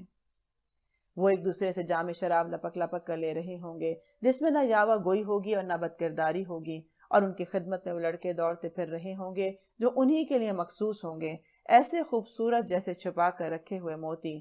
یہ لوگ آپس میں ایک دوسرے سے دنیا میں گزرے ہوئے حالات پوچھیں گے، یہ کہیں گے کہ ہم پہلے اپنے گھر والوں میں ڈرتے ہوئے زندگی بسر کرتے تھے، آخرکار اللہ نے ہم پر فضل فرمایا اور ہمیں جھلسا دینے والی ہوا کے عذاب سے بچا لیا۔ ہم پچھلی زندگی میں اسی سے دعائیں مانگا کرتے تھے، وہ بڑا ہی واقعی بہت محسن اور رحیم ہے۔ اب یہاں نوٹ کرتے جائیں، ہائی لائٹ کر لیں کہ کیا وجہ تھی یہ لوگ جنت میں چلے گئے۔ نمبر 1 بات کہ خود صالحین تھے، نمبر 2 اپنی اولاد کو صالح اعمال کی تربیت دی تھی، اسی لیے وہ دونوں جنت میں گئے۔ پھر یہ کہتے ہیں کہ ہم اپنے گھر والوں میں ڈرتے ڈرتے زندگی بسر کرتے تھے، کیونکہ انسان سب سے زیادہ کیجول یا سب سے زیادہ جو اوریجنل اس کا جو اخلاق ہے یا اس کا کردار ہے وہ اس کے گھر والوں کے سامنے ہوتا ہے۔ اگر وہاں رہتے ہوئے انسان کو یہ احساس رہے کہ میں کسی کا حق نہ مار دوں، میں کسی کی دل آزاری نہ کر دوں، میری وجہ سے کسی کو کوئی تکلیف نہ پہنچ جائے، تو اس کا یہ جو ڈر ہے کہ اپنے گھر والوں کے ساتھ بھی وہ کرتا ہے، تو صرف اس لیے کہ اللہ سبحانہ وتعالیٰ مجھ سے ناراض نہ ہو جائے، یا میں کوئی شریعت کے خلاف عمل ایسا نہ کر دوں جو مجھے جنت سے دور کر دے یا اللہ کی قربت سے دور کر دے۔ تو یہ ہے وہ تقویٰ کی زندگی جو سب سے پہلے اپنے گھر والوں سے شروع ہوتا ہے، کیونکہ جب انسان کو اپنے گھر والوں کے ساتھ تقویٰ میں رہنا آ جائے، اخلاق سے رہنا آ جاتا ہے، تو باہر تو وہ پھر ایسا ہوتا ہی ہوتا ہے، کیونکہ آپ کا جو جب پریکٹس آپ گھر والوں سے کر لیتے ہیں، جیسے یہاں غصہ کنٹرول کرنے کی پریکٹس، یہاں پر آپ کے جذبات کو کنٹرول کرنے کی پریکٹس، یہاں پر اچھے بات کرنا، درگزر کرنا، تو یہاں سب سے زیادہ کیونکہ ضرورت پڑتی ہے، تو پھر جب آپ کہیں باہر کسی سے ڈیل کرتے ہیں تو وہ آپ کی عادت کا، فطرت کا حصہ بن چکا ہوتا ہے، اور یہ فطرت پر محنت کرنے سے بنتا ہے۔ یعنی ہر انسان میں کمی بیشی ہوتی ہے، لیکن کچھ لوگ ہوتے ہیں انہیں غصہ بہت آتا ہے، کچھ ہوتے ہیں وہ غصے میں بولتے بہت زیادہ ایسے ہیں جو دل آزاری کا باعث بنتا ہے، کچھ ہوتے ہیں وہ دوسروں کے حقوق کا خیال نہیں کرتے، انہیں احساس ہی نہیں ہوتا۔ تو اب یہ سب چیزیں ایسی ہیں کہ جو انسانی عیب ہیں، کمزوریاں ہیں، لیکن ایک مومن شخص ان کے اوپر اوور کم کرنے کی کوشش کرتا ہے، ان کمزوریوں کو دور کرنے کی کوشش کرتا ہے، کیونکہ اس کی آخرت کا سوال ہے۔ ہم یہ نہیں کہہ سکتے کہ میری عادت ہے، میں غصہ کرتی ہوں اور میں تو بہت بولتی ہوں، میری تو عادت ہے، شروع سے میں ایسی ہوں۔ اگر ہم شروع سے بھی ایسے ہیں تو تب بھی ہم اگر آخر اسی پہ کریں گے تو انجام اچھا نہیں ہوگا۔ اس لیے انسان کا امتحان یہ ہے کہ جتنے اس کے عیب ہیں وہ ان کے اوپر محنت کرے اور اپنے آپ کو اس طرح سے بنائے جیسے کہ قرآن اور حدیث کہتی ہے کہ غصے کو کنٹرول کر جاتے ہیں، دوسروں کے قصور معاف کر دیتے ہیں، محسنین بنتے ہیں۔ یہ اس صورت میں محسنین بن سکتا ہے انسان جب انسان اپنے اوپر محنت کرے، اور ہر انسان کے اندر یہ چیز ہوتی ہے کہ اسے کہیں نہ کہیں محنت کی ضرورت کرنا ہوتی ہے۔ انبیاء علیہ السلام ہو یا صحابہ کرام ہو، یہ ایسے ہی رضی اللہ نہیں بن گئے تھے، انہوں نے اپنے ساتھ محنت کی، اپنے نفس کے ساتھ محنت کی، اس کو شریعت پر لانے کے لیے جد و جہد کی، کیونکہ اپنے ساتھ جہاد کرنا اعلیٰ ترین جہادوں میں سے ہے، کہ جو چیز میرے اندر اچھی نہیں ہے میں اسے آج نکال دوں، اس سے پہلے کہ میری پکڑ کا باعث بن جائے۔ تو پھر کیا کہتے ہیں، اس لیے اللہ نے ہم پر فضل کر دیا کیونکہ ہم ایسا کرنے کی کوشش کرتے تھے، اور پھر ساتھ ساتھ کیا ہے، دعائیں مانگا کرتے تھے۔ گویا کہ جو کام ہم سے نہیں ہو رہا ہوتا یا بعض عادات ہم سے نہیں چھوٹ رہی ہیں جو ہونی چاہیے، تو اللہ سے دعائیں کرتے رہیں کہ اللہ تعالیٰ مجھے یہ میرے اندر سے یہ برائی نکال دے تاکہ میں ایک متقی مومن بن سکوں۔ اسی طرح کچھ ایسے اعمال ہیں جو آپ کرنے کی کوشش کرتے ہیں لیکن آ نہیں رہے ہیں، اس کے لیے بھی دعا کریں کہ اللہ تعالیٰ میری اس کوشش میں برکت دے دے، مجھے یہ عادت ہو جائے۔ مثلا آپ کہتے ہیں کہ میں کسی پر کو درگزر کر سکوں، میں احسانات دوسروں پہ کر سکوں بلا کسی لالچ کے، بغیر کسی بدل کے، یا اللہ میرے اندر یہ صفت پیدا کر دے۔ تو یہ ہے وہ چیزیں کہ جو اس کو فکر ہوگی اپنی، وہ پھر اپنے لیے دعائیں بھی کرے گا، کوشش بھی کرے گا، نصیحت کو بھی قبول کرے گا، قرآن سے بھی سبق حاصل کرے گا اور بندگی کی زندگی گزارے گا۔ بس اے نبی صلی اللہ علیہ وسلم، تم نصیحت کیے جاؤ اپنے رب کے فضل سے، نہ تم کاہن ہو اور نہ مجنون ہو۔ بار بار ایک لفظ ہو رہا ہے، نصیحت کیجئے، نصیحت کیجئے۔ اب یہ نصیحت کون سی ہے؟ جو مومن کو فائدہ دیتی ہے۔ لیکن کتنے % وہ لوگ ہیں جو نصیحت سن پاتے ہیں؟ میجورٹی وہ ہے جو نصیحت سننا ہی نہیں چاہتی ہے، کیونکہ ہم جب اپنی عادات کے عادی ہو جاتے ہیں، اپنی برائیوں کے، اپنے منمانی کے، اپنی سرکشی کے عادی ہو جاتے ہیں، تو ہمیں نصیحت بری لگتی ہے، کیونکہ ہم سرکشی پر ہی زندگی گزارنا چاہتے ہیں۔ نصیحت اس کو اچھی لگتی ہے جس کی پوری نیت یہ ہوتی ہے کہ مجھے ایک اچھی زندگی ایسی گزارنی ہے جو اللہ کی اطاعت کے عین مطابق ہو، اور پھر وہ ڈھونڈتا پھرتا ہے کوئی مجھے نصیحت کر دے، اور جب کوئی اسے نصیحت کر دے تو اس کو وہ فائدہ دیتی ہے، وہ فوراً شکر گزار ہوتا ہے، شکر ہے آپ نے مجھے یاد کروا دیا، شکر ہے آپ نے مجھے بتا دیا۔ تو اسی لیے آپ دیکھیں کہ دو لوگوں میں بڑا واضح فرق ہوتا ہے کہ کوئی لوگ نصیحت لیتے ہیں بہت عمدگی سے لیں گے، شکر گزار ہو کے لیں گے، شکر ہے مجھے کسی نے پوائنٹ آؤٹ کر دیا۔ حضرت عمر رضی اللہ عنہ ہیں، کہتے ہیں اللہ تعالیٰ اس پر رحم کرے جو مجھے میرے عیبوں کا تحفہ بھیجے۔ کتنے لوگوں کے اندر یہ ظرف ہے کہ عیبوں کا تحفہ بھیجا جائے، اور جو کہ اسی کی خیر خواہی کے لیے بتایا جا رہا ہوتا ہے کہ ایسے نہ کرو یا ایسے کر لو، لیکن کتنے لوگ ہیں جو اپنے ساتھ خود خیر خواہ ہو پاتے ہیں؟ کیا یہ لوگ کہتے ہیں کہ یہ شخص شاعر ہے جس کے حق میں ہم گردش ایام کا انتظار کر رہے ہیں؟ اسے کہو اچھا انتظار کرو، میں بھی تمہارے ساتھ انتظار کرتا ہوں۔ کیا ان کی عقلیں انہیں ایسی ہی باتیں کرنے کے لیے کہتی ہیں، یا در حقیقت یہ دشمنی میں حد سے گزرے ہوئے لوگ ہیں؟ کیا یہ کہتے ہیں کہ اس شخص نے قرآن خود گھڑ لیا ہے؟ اصل بات یہ ہے کہ یہ ایمان لانا نہیں چاہتے ہیں۔ اگر یہ اپنے اس قول میں سچے ہیں تو اسی شان کا ایک کلام تو بنا کر لائیں۔ ہائی لائٹ، اصل بات یہ ہے کہ یہ ایمان لانا نہیں چاہتے ہیں، کیونکہ نصیحت بھی کون نہیں لینا چاہتا، کون بات نہیں سننا چاہتا، کون اپنی زندگی کے پیٹرن کو نہیں بدلنا چاہتا؟ جو ایمان نہیں لانا چاہتا۔ تو اس کا ڈائریکٹ تعلق ہے ہر انسان کے ایمان سے۔ جس میں جتنا ایمان زیادہ ہوتا ہے وہ نصیحت کو کان لگا کر سنتا ہے، اسے کوئی راہ چلتا بھی نصیحت کر دے گا نا تو وہ کان لگا کے سنتا ہے۔ لیکن جب ہم دیکھیں کہ بعض دفعہ ہمیں ہی کوئی نصیحت کرنے والے اللہ نے ہمارے اپنے گھر میں دیے ہوئے ہوتے ہیں، لیکن ہم اس پہ کان کیوں نہیں دھرتے؟ کیونکہ ہم کہتے ہیں وہ تو خواہ مخواہ فلاں میرے پیچھے پڑا رہتا ہے، ایسے ہی کہتا رہتا ہے، میں نہیں ایسی ہوں، فلاں کوئی وہ تو ایسے ہی کہہ رہا ہے، اس کو کیا پتا کہ میں اصل میں کیا ہوں، لوگوں آپ کو کیا پتا میرے دل میں کیا ہے؟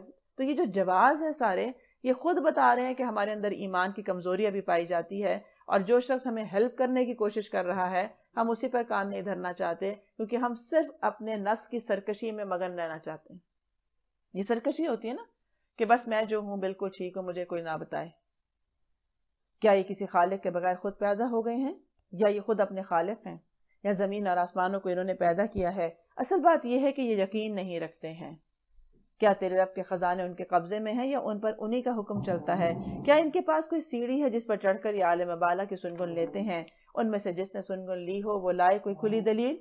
کیا اللہ کے لیے تو ہیں بیٹیاں اور تم لوگوں کے لیے ہیں بیٹے؟ کیا تم ان سے کوئی اجر مانگتے ہو کہ زبردستی پڑی ہوئی چٹی کے بوجھ تیرے دبے جاتے ہیں؟ کیا ان کے پاس غیب کے حقائق کا علم ہے کہ اس کی بنا پر یہ لکھ رہے ہوں؟ کیا یہ کوئی چال چلنا چاہتے ہیں؟ اگر یہ بات ہے تو کفر کرنے والوں پر ان کی چال الٹی ہی پڑے گی۔ کیا اللہ کے سوا یہ کوئی اور معبود رکھتے ہیں؟ اللہ پاک ہے اس شخص سے جو یہ لوگ کر رہے ہیں۔ یہ لوگ آسمان کے ٹکڑے ہوئے گرتے ہوئے بھی دیکھ لیں تو کہیں گے یہ بادل ہیں جو امنڈ چلے آ رہے ہیں، جو امڈے چلے آ رہے ہیں۔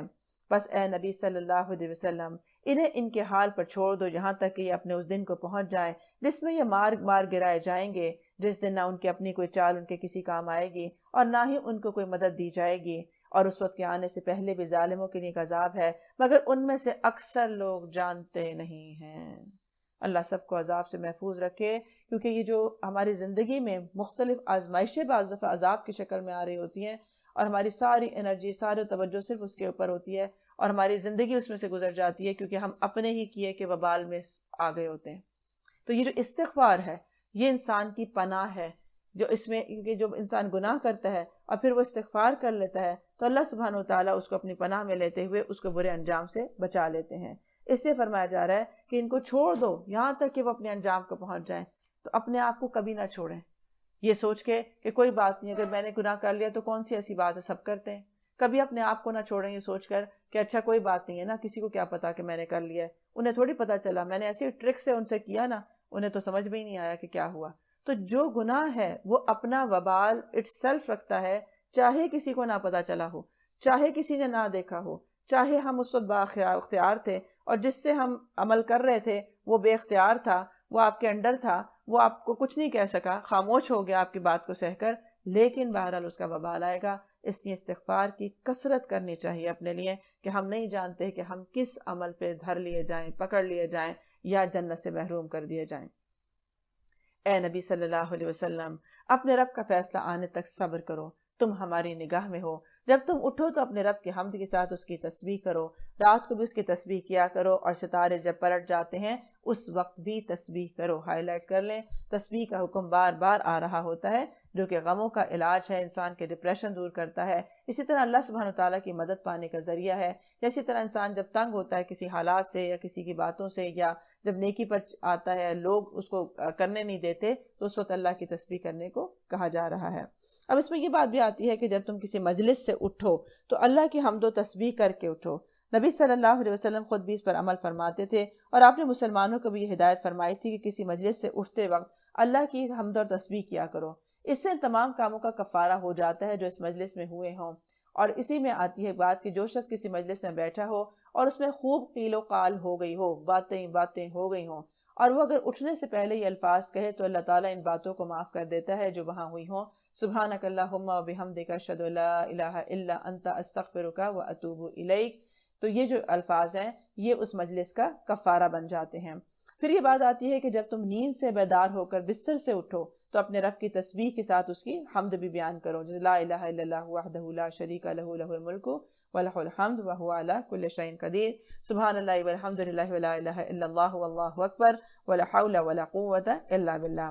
پھر اسی طرح یہ بات بھی ہے کہ جب تم نماز کے لیے کھڑے ہو تو اللہ کی حمد اور تسبیح سے اس کا آغاز کرو، جیسے سبحانک اللہم وبحمدک ہم بات کرتے ہیں۔ اسی طرح یہ بات بھی ہے کہ جب تم اللہ کی طرف دعوت دینے کے لیے اٹھو تو اللہ کی حمد اور تسبیح سے اس کا آغاز کرو، نحمدہ ونصلی علی رسولہ الکریم جیسے بات کی جاتی ہے۔ تو گویا یہ تسبیح ایک ایسا کلمہ ہے، اللہ کی حمد ایک ایسا کلمہ ہے کہ جسے اٹھتے بیٹھتے چلتے پھرتے کرنا چاہیے۔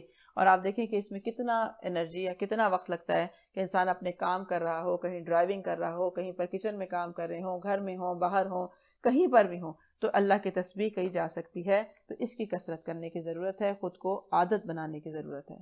سورۃ النجم۔ بسم اللہ الرحمن الرحیم والنجم اذا هوى ما ضل صاحبكم وما غوى وما ينطق عن الهوى ان هو الا وحی یوحى علمه شدید القوى۔ بسم اللہ الرحمن الرحیم۔ قسم ہے تارے کی جب کہ وہ غروب ہوا، تمہارا رفیق نہ بھٹکا ہوا ہے نہ بہکا ہوا ہے۔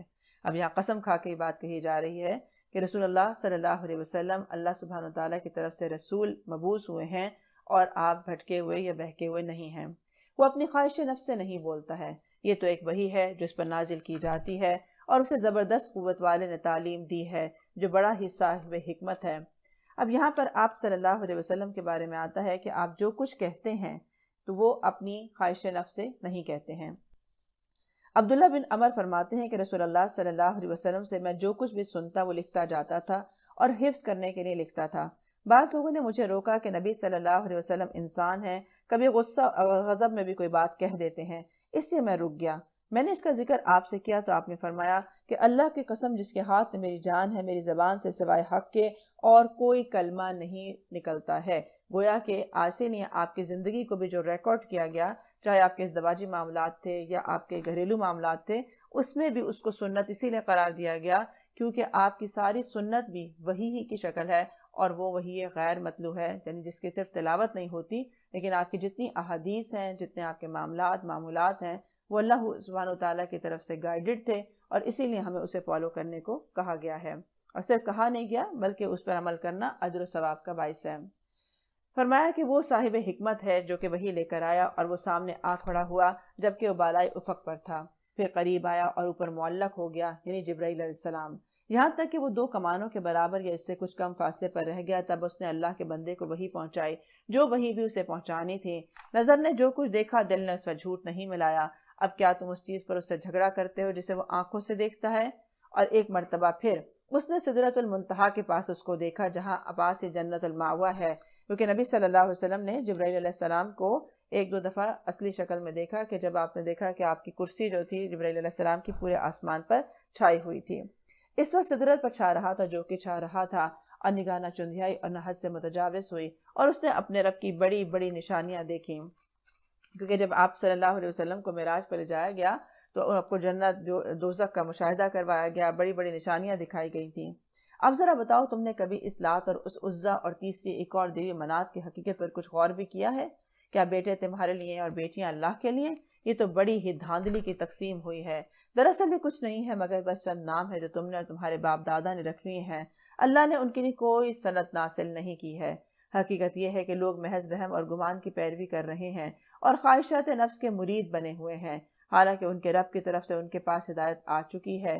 کیا انسان جو کچھ چاہے اس کے لیے وہی حق ہے؟ دنیا اور آخرت کا مالک تو اللہ ہی ہے۔ اصل بات کیا ہے کہ یہ جو باپ دادا کی پیروی ہے یا اپنے نفس کی پیروی ہے یا بتوں کی پیروی، کوئی بھی جو جس کی پیروی کر رہا ہے آج بھی، تو وہ کیا ہے اصل میں؟ وہ اپنی خواہشات نفس کے مرید بنے ہوئے ہیں۔ ہم جو یہ کہتے ہیں نا لوگ کیا، اصل میں ہمیں لوگوں کی پرواہ نہیں ہے، اصل میں ہم اپنی ذات میں خواہشات کے غلام بنے ہوئے ہوتے ہیں۔ اصل میں وہ ہمیں اپنا خود کرنے کا دل چاہتا ہے، تو جب ہمارا کرنے کا دل چاہتا ہے تو ہم جواز پھر باہر سے تلاش کر لیتے ہیں۔ میرے میاں نہیں مانتے، وہ ہمارا گھر کا ماحول ایسا نہیں ہے، بس کیا کریں، لوگوں کو جواب دینا ہوتا ہے، بس کیا کریں، رسم و رواج ہیں۔ تو اصل بات یہ جو یہاں بتا دی گئی کہ وہ محض گمان کی پیروی کرتے ہیں اور خواہشات نفس کے پیچھے چلنے والے ہیں۔ تو کیا فرمایا جا رہا ہے کہ کیا انسان کے لیے وہی حق ہے بس جو اس کا دل چاہے؟ جیسے ہم کہتے ہیں نا کہ جو آپ کا دل چاہتا ہے آپ سمجھتے ہیں کہ بس وہی ہونا چاہیے۔ ایسی بات ہے کیا بچے کی آپ ہر بات مان لیتے ہیں؟ وہ تو چاہتا ہے سارا دن کھیلتا رہے، وہ تو چاہتا ہے کہ اسکول نہ جائے، تعلیم حاصل نہ کرے، لیکن کیا ہم اس کو اس کی خواہشات پر چھوڑ دیتے ہیں؟ تو ایسا نہیں ہوتا، کیونکہ ہم اس کی جو بھلائی چاہتے ہیں اس میں بعض دفعہ مشکلات اس کی بھلائی میں لکھی ہوتی ہیں۔ اسکول جانا، پڑھائی کرنا اس کے لیے مشکل ضرور ہے، لیکن اس کی آخرت کے لیے، اس کے آخری انجام کے لیے وہ بہتر ہے۔ تو اسی لیے اللہ سبحانہ وتعالیٰ نے جو کچھ ہمارے لیے احکامات دیے ہیں وہ سب ایسے ہیں کہ جو بظاہر اس میں اگر تھوڑی بہت زحمت ہے بھی، لیکن اس کا انجام بہترین ہے۔ آسمانوں میں کتنے ہی فرشتے موجود ہیں، ان کی شفاعت کچھ بھی کام نہیں آ سکتی ہے جب تک کہ اللہ کسی ایسے شخص کے حق میں اس کی اجازت نہ دے جائے جس کے لیے کوئی عرضات سننا چاہے اور اس کو پسند کرے۔ مگر جو لوگ آخرت کو نہیں مانتے وہ فرشتوں کو دیویوں کے ناموں سے موسوم کر لیتے ہیں، حالانکہ اس معاملے کا کوئی علم انہیں حاصل ہی نہیں ہے۔ وہ محض گمان کی پیروی کر رہے ہیں اور حق گمان کی جگہ کچھ بھی کام نہیں دے سکتا ہے۔ یعنی ہمارے جتنی مرضی ہو کہ میرے خیال میں اسلام میں اتنی سختی نہیں ہے اور میرے خیال میں ہم جو کچھ بھی کر لیں اللہ غفور الرحیم ہے، تو اسلام اور شریعت جو ہے وہ خیالات یا گمان کا مجموعہ نہیں ہے، اس کے اندر ایک حق ہے، اور جو حق ہے اسی کا معیار ہے جو کہ ہر دور میں رہا ہے۔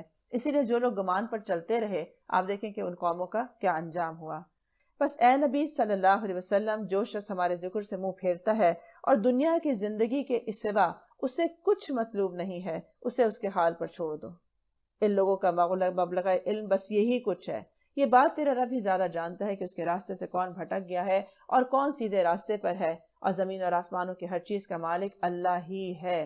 تو گویا جس نے اللہ کے ذکر سے منہ پھیرا، دنیا کی زندگی کو اپنا اصل مقصود بنایا، دنیا ہی کی رضا لینا، انہی میں خوش رہنا، انہی میں مگن رہنا، یہاں کی کامیابی کو کامیابی آخری سمجھنا، چاہے وہ حلال کے ذریعے ہو، حرام کے ذریعے سے ہو، اور پھر ان کو ان کے حال پہ کیوں چھوڑ دو؟ کیونکہ وہ جو کچھ اپنے ساتھ کر رہے ہیں اللہ ہی بہتر جانتا ہے کہ کون سیدھے راستے پر ہے کون نہیں، کیونکہ وہ اپنے آپ کو تو ہر شخص سے سمجھتا ہے کہ میں نے کیا کیا ہے، میں تو بالکل ٹھیک ہوں۔ کیوں کر دو، ان کو کیوں چھوڑ دیا جائے؟ تاکہ اللہ برائی کرنے والوں کو ان کے عمل کا بدلہ دے اور ان لوگوں کو اچھی جزا سے نوازے جنہوں نے نیک رویہ اختیار کیا ہے، جو بڑے بڑے گناہوں اور کھلے کھلے قبیح افعال سے پرہیز کرتے ہیں، اور اللہ یہ کہ کچھ قصور ان سے سرزد ہو جائیں۔ بلا شبہ تیرے رب کا دامن مغفرت بہت وسیع ہے۔ یعنی جو شخص بھی غلط کر لیتا ہے اور اسے احساس ہو جاتا ہے تو اسے چاہیے کہ فوراً پلٹ آئے۔ اگر وہ بہت دور جا کر بھی پلٹتا ہے تو اللہ تعالیٰ معاف کرنے والا ہے۔ وہ تمہیں اس وقت سے خوب جانتا ہے جب اس نے زمین سے تمہیں پیدا کیا اور جب تم اپنی ماؤں کے پیٹوں میں ابھی جنین ہی تھے۔ بس اپنے نفس کی پاکی کے دعوے نہ کیا کرو، وہی بہتر جانتا ہے کہ کون واقعی متقی ہے۔ ہائی لائٹ کر لیں، کیونکہ ہمارا اپنا بنایا ہوا جو معیار ہے تقویٰ کا یا نیکی کا وہ کافی نہیں ہے۔ یہ اللہ سبحانہ وتعالیٰ بتائیں گے کہ اصل تقویٰ کس کے اندر ہے، کیونکہ اس کے اندر نیت بھی شامل ہے، عمل بھی شامل ہے، پھر اسی طرح استقامت شامل ہے، پھر یہ دیکھنے کے کہا ہے کہ جو انسان عمل کر رہا تھا وہ کتنا شریعت کے عین مطابق تھا، پھر کتنی مشکل سے کر رہا تھا، پھر کتنی ملامت سہنے کے بعد بھی اسی عمل کو کر رہا تھا۔ تو گویا تقویٰ ایک ایسی چیز ہے جس کا سرٹیفکیٹ جو ہے وہ اللہ کے سوا کوئی جاری کر نہیں سکتا۔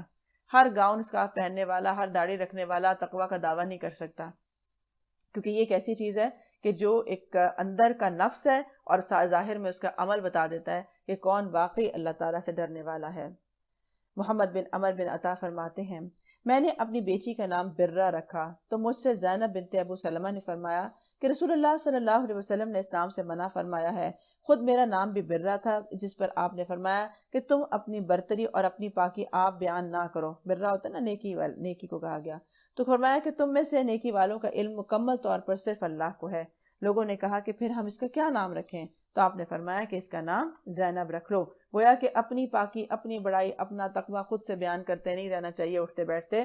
جیسے بعض دفعہ کچھ لوگ یہی ذکر کرتے رہتے ہیں، ہم بس صبح اٹھتے ہیں، پھر تہجد پڑھتے ہیں، پھر اشراق تک بیٹھے ہوئے تسبیحات چلتی رہتی ہیں میری، تو اتنے قرآن ختم کر لیتے ہیں، پھر ہم تو یہ سارے کچھ کرتے ہیں، اور اللہ کا شکر ہے ہم نے تو کبھی کوئی گناہ کیا ہی نہیں، ہم تو بس نیکی کی زندگی گزار رہے ہیں. تو یہ جو دعویٰ ہے یہ خود ہی اپنے آپ میں سچا نہیں ہوتا، کیونکہ تقوی والے جو تھے، جن سے اللہ راضی ہوا، رضی اللہ تھے، وہ تو اپنے محاسبے کر رہے ہیں، وہ تو راتوں کو رو رہے ہیں، اپنے نفس کو مخاطب کر رہے ہیں اور اس کو سیدھا رکھنے کی کوششیں کر رہے ہیں. آخری وقت تک حضرت عمر رضی اللہ عنہ ہیں، جب آپ کا وصال ہو رہا ہے، آپ کی شہادت ہو رہی ہے، تو آپ کہتے جاتے ہیں کہ میرا گال زمین پہ رکھ دو، اور کہتے جاتے ہیں کہ عمر ہلاک ہوا اگر اللہ نے اسے معاف نہ کیا، عمر ہلاک ہوا اگر اللہ نے اسے معاف نہ کیا. تو کون ہے کہ پھر وہ تقوی کا دعویٰ کرے اور یہ سمجھے کہ ہماری 5 نمازیں ہمیں متقی بنانے کے لیے کافی ہیں؟ پھر اے نبی صلی اللہ علیہ وسلم، تم نے اس شخص کو بھی دیکھا جو اللہ کی راہ سے پھر گیا اور تھوڑا سا دیکھ کر رک گیا. کیا اس کے پاس غیب کا علم ہے کہ وہ حقیقت کو دیکھ رہا ہے؟ کیا اسے ان باتوں کی کوئی خبر نہیں پہنچی جو موسیٰ علیہ السلام کے صحیفوں اور اس ابراہیم علیہ السلام کے صحیفوں میں بیان ہوئی ہیں، جس نے وفا کا حق ادا کر دیا تھا؟ یعنی ایک ہے بس تھوڑا سا زکوٰۃ دے دی، وہ بھی مارے باندھے دے دی، حساب لگایا کچھ نہ لگایا اور چٹی سمجھ کے دے دی، چلو دیا. پھر جب صدقات کی باری آئی یا جن لوگوں کا حق ہے ہمارے مال کے اندر، اس کی جب دینے کی باری آئی تو حساب کتاب شروع ہو گیا کہ ہمارا تو اتنا کم ہو جائے گا، یا اگر ہم نے دے دیا تو ہمارا تو اپنا سٹینڈرڈ کم ہو جائے گا. تو یہ ہے وہ کمپیریزن کہ ایک وہ شخص ہوتا ہے کہ جس کو اللہ نے بہت کچھ دے رکھا ہے، سب کچھ ہے اس کے پاس، لیکن دینے کے لیے اس کے اندر تقویٰ نہیں. اور ایک وہ شخص ہے کہ جس کے پاس کچھ بھی نہیں تھا، جیسے انبیاء علیہ السلام تھے کہ ہجرتیں بھی کی اور فاقے بھی کاٹے، سب کچھ کیا، لیکن ان کے پاس جو تھوڑا بہت بھی تھا وہ سب کچھ دین کی خاطر لگا دیا اور اللہ کے راستے میں پیش کر دیا اور وفا کا حق ادا کر دیا.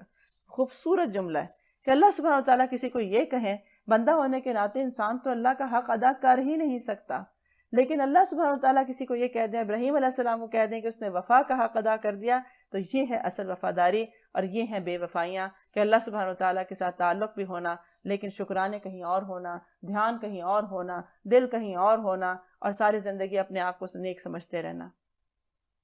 یہ کہ کوئی بوجھ اٹھانے والا دوسرے کا بوجھ کبھی نہیں اٹھائے گا. کیا ان باتوں کی خبر نہیں پہنچی ان لوگوں کو؟ کیونکہ ہم دوسروں کی خاطر جو زندگی گزار رہے ہیں معاشرے میں، تو کوئی کسی کا بوجھ نہیں اٹھائے گا. آج تو ہوتا ہے نا کہ اس لیے یہ کام اس لیے نیکی پہ نہ کرو، شریعت پہ اس لیے نہ چلو، لوگ کیا کہیں گے، لوگ سمجھیں گے ہم مولوی بن گئے. تو یاد رہے کہ کل کوئی کسی کی ذمہ داری نہیں اٹھا رہا ہوگا کہ اس وقت پتہ چلے کہ اچھا ہم نے تو ان کی خاطر زندگی ایسی گزار دی اور آج وہی ہم سے بیزار ہیں. اور یہ کہ انسان کے لیے کچھ نہیں ہے مگر وہ جس کی اس نے صحیح کی ہوگی، جس کی اس نے کوشش کی گئی ہوگی. کون سی کوشش؟ جو اس نے اپنے عمل میں کوشش کی، اپنے اقوال میں کوشش کی، اللہ کو راضی کرنے کی کوشش کی، اپنے تمام معاملات کو سیدھا رکھا. تو اس کی جو دن رات لمحے لمحے کی کوشش ہوگی، اس سے صرف اس کا اجر ملے گا. نہ کوئی ہمیں کوئی ماں باپ یا کوئی اور ولی اللہ، نہ کوئی اولیاء کرام، نہ کسی اور کی قربت ہمیں بچا سکتی ہے، نہ ہمارے ان کے اعمال ہماری نیکیوں میں اضافہ کرنے کا ذریعہ بن سکتے ہیں. تو ہر انسان جو ہے وہ صرف اپنی کمائی کے بدلے میں ہی اجر پائے گا، اور یہ کہ اس کی کوشش ان قریب دیکھی جائے گی اور اس کی پوری جزا اسے دے دی جائے گی. یہ بھی نہیں ہے کہ اچھا ہم نے کوشش تو پوری کی تھی، جزا اتنی کم کیوں ملی ہے. نہیں، اللہ سبحانہ وتعالیٰ کیا فرماتے ہیں کہ فَمَن يَعْمَلْ مِثْقَالَ ذَرَّةٍ خَيْرًا يَرَهُ اور ذَرَّةٍ شَرًّا يَرَهُ. جو ذرہ بھی کسی نے کیا ہوگا وہ اسے دیکھے گا، وہ اسے پائے گا، وہ اس کا ریوارڈ اس کو ملے گا. تو اس لیے یہ تو ہم کہہ ہی نہیں سکتے کہ ہمارے ساتھ کوئی ظلم ہوگا، لہٰذا چھوٹی سے چھوٹی نیکی کو بھی جانے نہ دیں. حتیٰ کہ کسی اپنے بھائی کے لیے مسکرا کے ملنا، اور مسکرا کے ملنا باہر والا نہیں ہے کہ کوئی باہر سے آ جائے تو ہم مسکرا لیں گے. یہ اپنے ہی گھر کے اندر کے اخلاق ہیں جو ہمیں دن رات یہ نیکیاں 24 گھنٹے ملی ہوئی ہوتی ہیں کہ کسی کی دل جوئی کر دینا، کسی کو اچھا جملہ کہہ دینا، کسی کو خوش کر دینا، کسی کے ساتھ نرمی سے بات کر لینا، کسی کو درگزر کر دینا، کسی کی خدمت کر دینا. کتنی ایسی نیکیاں جو 24 گھنٹے ہمارے ارد گرد ہوتی ہیں، اور ہم صرف ایک غیر کیونکہ شعوری زندگی گزارتے ہیں، اس لیے ہم اس کو تو نیکی سمجھتے ہی نہیں ہیں. اور یہ کہ آخرکار پہنچنا تیرے رب ہی کے پاس ہے، اور یہ کہ اسی نے ہنسایا اور اسی نے رلایا ہے، اور یہ کہ اسی نے موت دی اور اسی نے زندگی بخشی ہے، یہ کہ اسی نے نر اور مادہ کا جوڑا پیدا کیا ایک بوند سے جب وہ ٹپکائی جاتی ہے، اور یہ کہ دوسری زندگی کا بخشنا بھی اسی کے ذمے ہے، اور یہ کہ اسی نے غنی کیا اور اسی نے جائیدادیں بخشی ہیں، اور یہ کہ وہی شعراء کا رب بھی ہے، اور یہ کہ اسی نے عاد اولا کو ہلاک کیا اور سمود کو ایسا مٹایا کہ ان میں سے کوئی باقی نہیں چھوڑا، اور ان میں سے قوم نوح کو تباہ کر دیا کیونکہ وہ تھے ہی سخت ظالم اور سرکش لوگ، اور آندھی گرنے والی بستیوں کو اٹھا پھینکا، پھر چھا دیا ان پر وہ کچھ جو تم جانتے ہی ہو کہ کیا چھا دیا تھا، کیونکہ جو ان کے اوپر عذاب آئے تھے وہ کس طرح سے آئے تھے، حالانکہ وہ اس وقت کیا سمجھتے تھے، یہ سب ہمارا اور ہماری مرضی، میں اور میری مرضی اس وقت تو لگتی تھی، لیکن آخرکار جب وقت آیا تو لوگوں کے ساتھ یہ سب کچھ ہوا۔ اب کتنی خوبصورت بات ہے یہاں پر کہ اسی نے ہنسایا اسی نے رلایا۔ ہماری زندگی میں جو خوشی کے مواقع ہیں وہ اللہ سبحانہ وتعالیٰ کے فضل ہیں، اور جو رونے کا ہے وہ بھی اللہ تعالیٰ کی طرف سے ہی آتا ہے۔ لہٰذا جتنے بھی سچویشنز ہیں ہماری زندگی میں، جو ہمارا زندگی میں پیٹرن سیٹ ہے، وہ سب اسکرپٹڈ ہے، وہ سب لکھا ہوا ہے، ہمارے نصیب ہیں، ہماری تقدیر میں لکھا ہوا ہے کہ ایسا اور ایسا ہوگا۔ اسی طرح سے فرمایا گیا کہ تمہیں جو اللہ نے تمہیں غنی کیا اور اسی نے تمہیں جائیدادیں عطا کی۔ ہم کیا سمجھتے ہیں، ہم کس خوش فہمی میں ہیں؟ یہ ہماری ذہانت کا نتیجہ ہے، یہ تو ہماری محنت سے ہمیں ملا ہے، اور یہ تو ہم تو ہیں ہی جدی پشتی امیر، یہ تو ہمارا حق ہے، جبکہ یہ اللہ سبحانہ وتعالیٰ کی طرف سے ہے۔ اور ہر نعمت آزمائش ہے، وہ نعمت کا ہونا بھی آزمائش ہے اور نہ ہونا بھی آزمائش ہے۔ نہ ہونے میں تو ہمیں نظر آتا ہے کہ وہ آزمائش ہے، لیکن میجورٹی نعمتوں کے ہونے کو بھول جاتی ہے کہ یہ اس سے بھی بڑی آزمائش ہے، کیونکہ انسان اس میں سے ایمان کو برقرار رکھنا مشکل ہو جاتا ہے۔ بس اے مخاطب، اپنے رب کی کن کن نعمتوں میں تم شک کرو گے؟ یہ ایک تنبیہ ہے پہلے سے آئی ہوئی تنبیہات میں سے۔ آنے والی گھڑی قریب آ لگی ہے، اللہ کے سوا کوئی اس کو مٹانے والا نہیں ہے۔ اب کیا یہی وہ باتیں ہیں جن پر تم اظہار تعجب کرتے ہو، ہنستے ہو اور روتے نہیں ہو، اور گا بجا کر انہیں ٹال دیتے ہو؟ جھک جاؤ اللہ کے آگے اور بندگی بجا لاؤ۔ تو یہی بات ہے کہ یہ سب چیزیں جتنی بھی ہیں، یہ ایسی چیزیں ہیں کہ انسان کو اس پر رونا چاہیے، اپنے اعمال پر ان پر رونا چاہیے جو اسے آخرت کے خسارے کی طرف لے جا رہے ہیں۔ اور اسی نہیں آتا ہے کہ جو شخص ایمان لاتا ہے اور حقیقت جان جاتا ہے، وہ اپنے اعمال کا محاسبہ کر کے خود اس کے اندر وہ ڈر پیدا ہو جاتا ہے۔ یہ جو ڈر ہے یہ آخرت کی یاد کے یقین سے پیدا ہوتا ہے۔ اسی لیے آتا ہے نا، صالحین کے لیے آتا ہے کہ وہ آخرت کی یاد میں جیا کرتے تھے، کیونکہ ہر عمل اور ہر قول کو پہلے جانچ لیا کرتے تھے کہ اس کا آخرت میں نتیجہ کیا ہوگا میرے ساتھ، تو جو نتیجہ ہوتا تھا پھر اس کے مطابق چلتے تھے۔ اگر نتیجہ دیکھ لیا کہ یہاں پر بدلہ لینے میں زیادہ درگزر کرنا میرے لیے آخرت میں بھلائی کا سبب بنے گا تو وہ بدلہ نہیں لیں گے، چاہے کتنا ہی بدلہ لینے پر قادر کیوں نہ ہو، وہ درگزر کا فیصلہ کریں گے، کیونکہ یہ ان کی آخرت کے لیے بہتر ہے۔ تو یہ ہے سمجھداری انسان کی، یہ ہے اصل تقویٰ، یہ ہے اصل اطاعت اور بندگی کی زندگی، کہ انسان وہ کرے جیسا کہ اللہ تعالیٰ نے اسے کرنے کا حکم دیا ہے۔ سورۃ القمر۔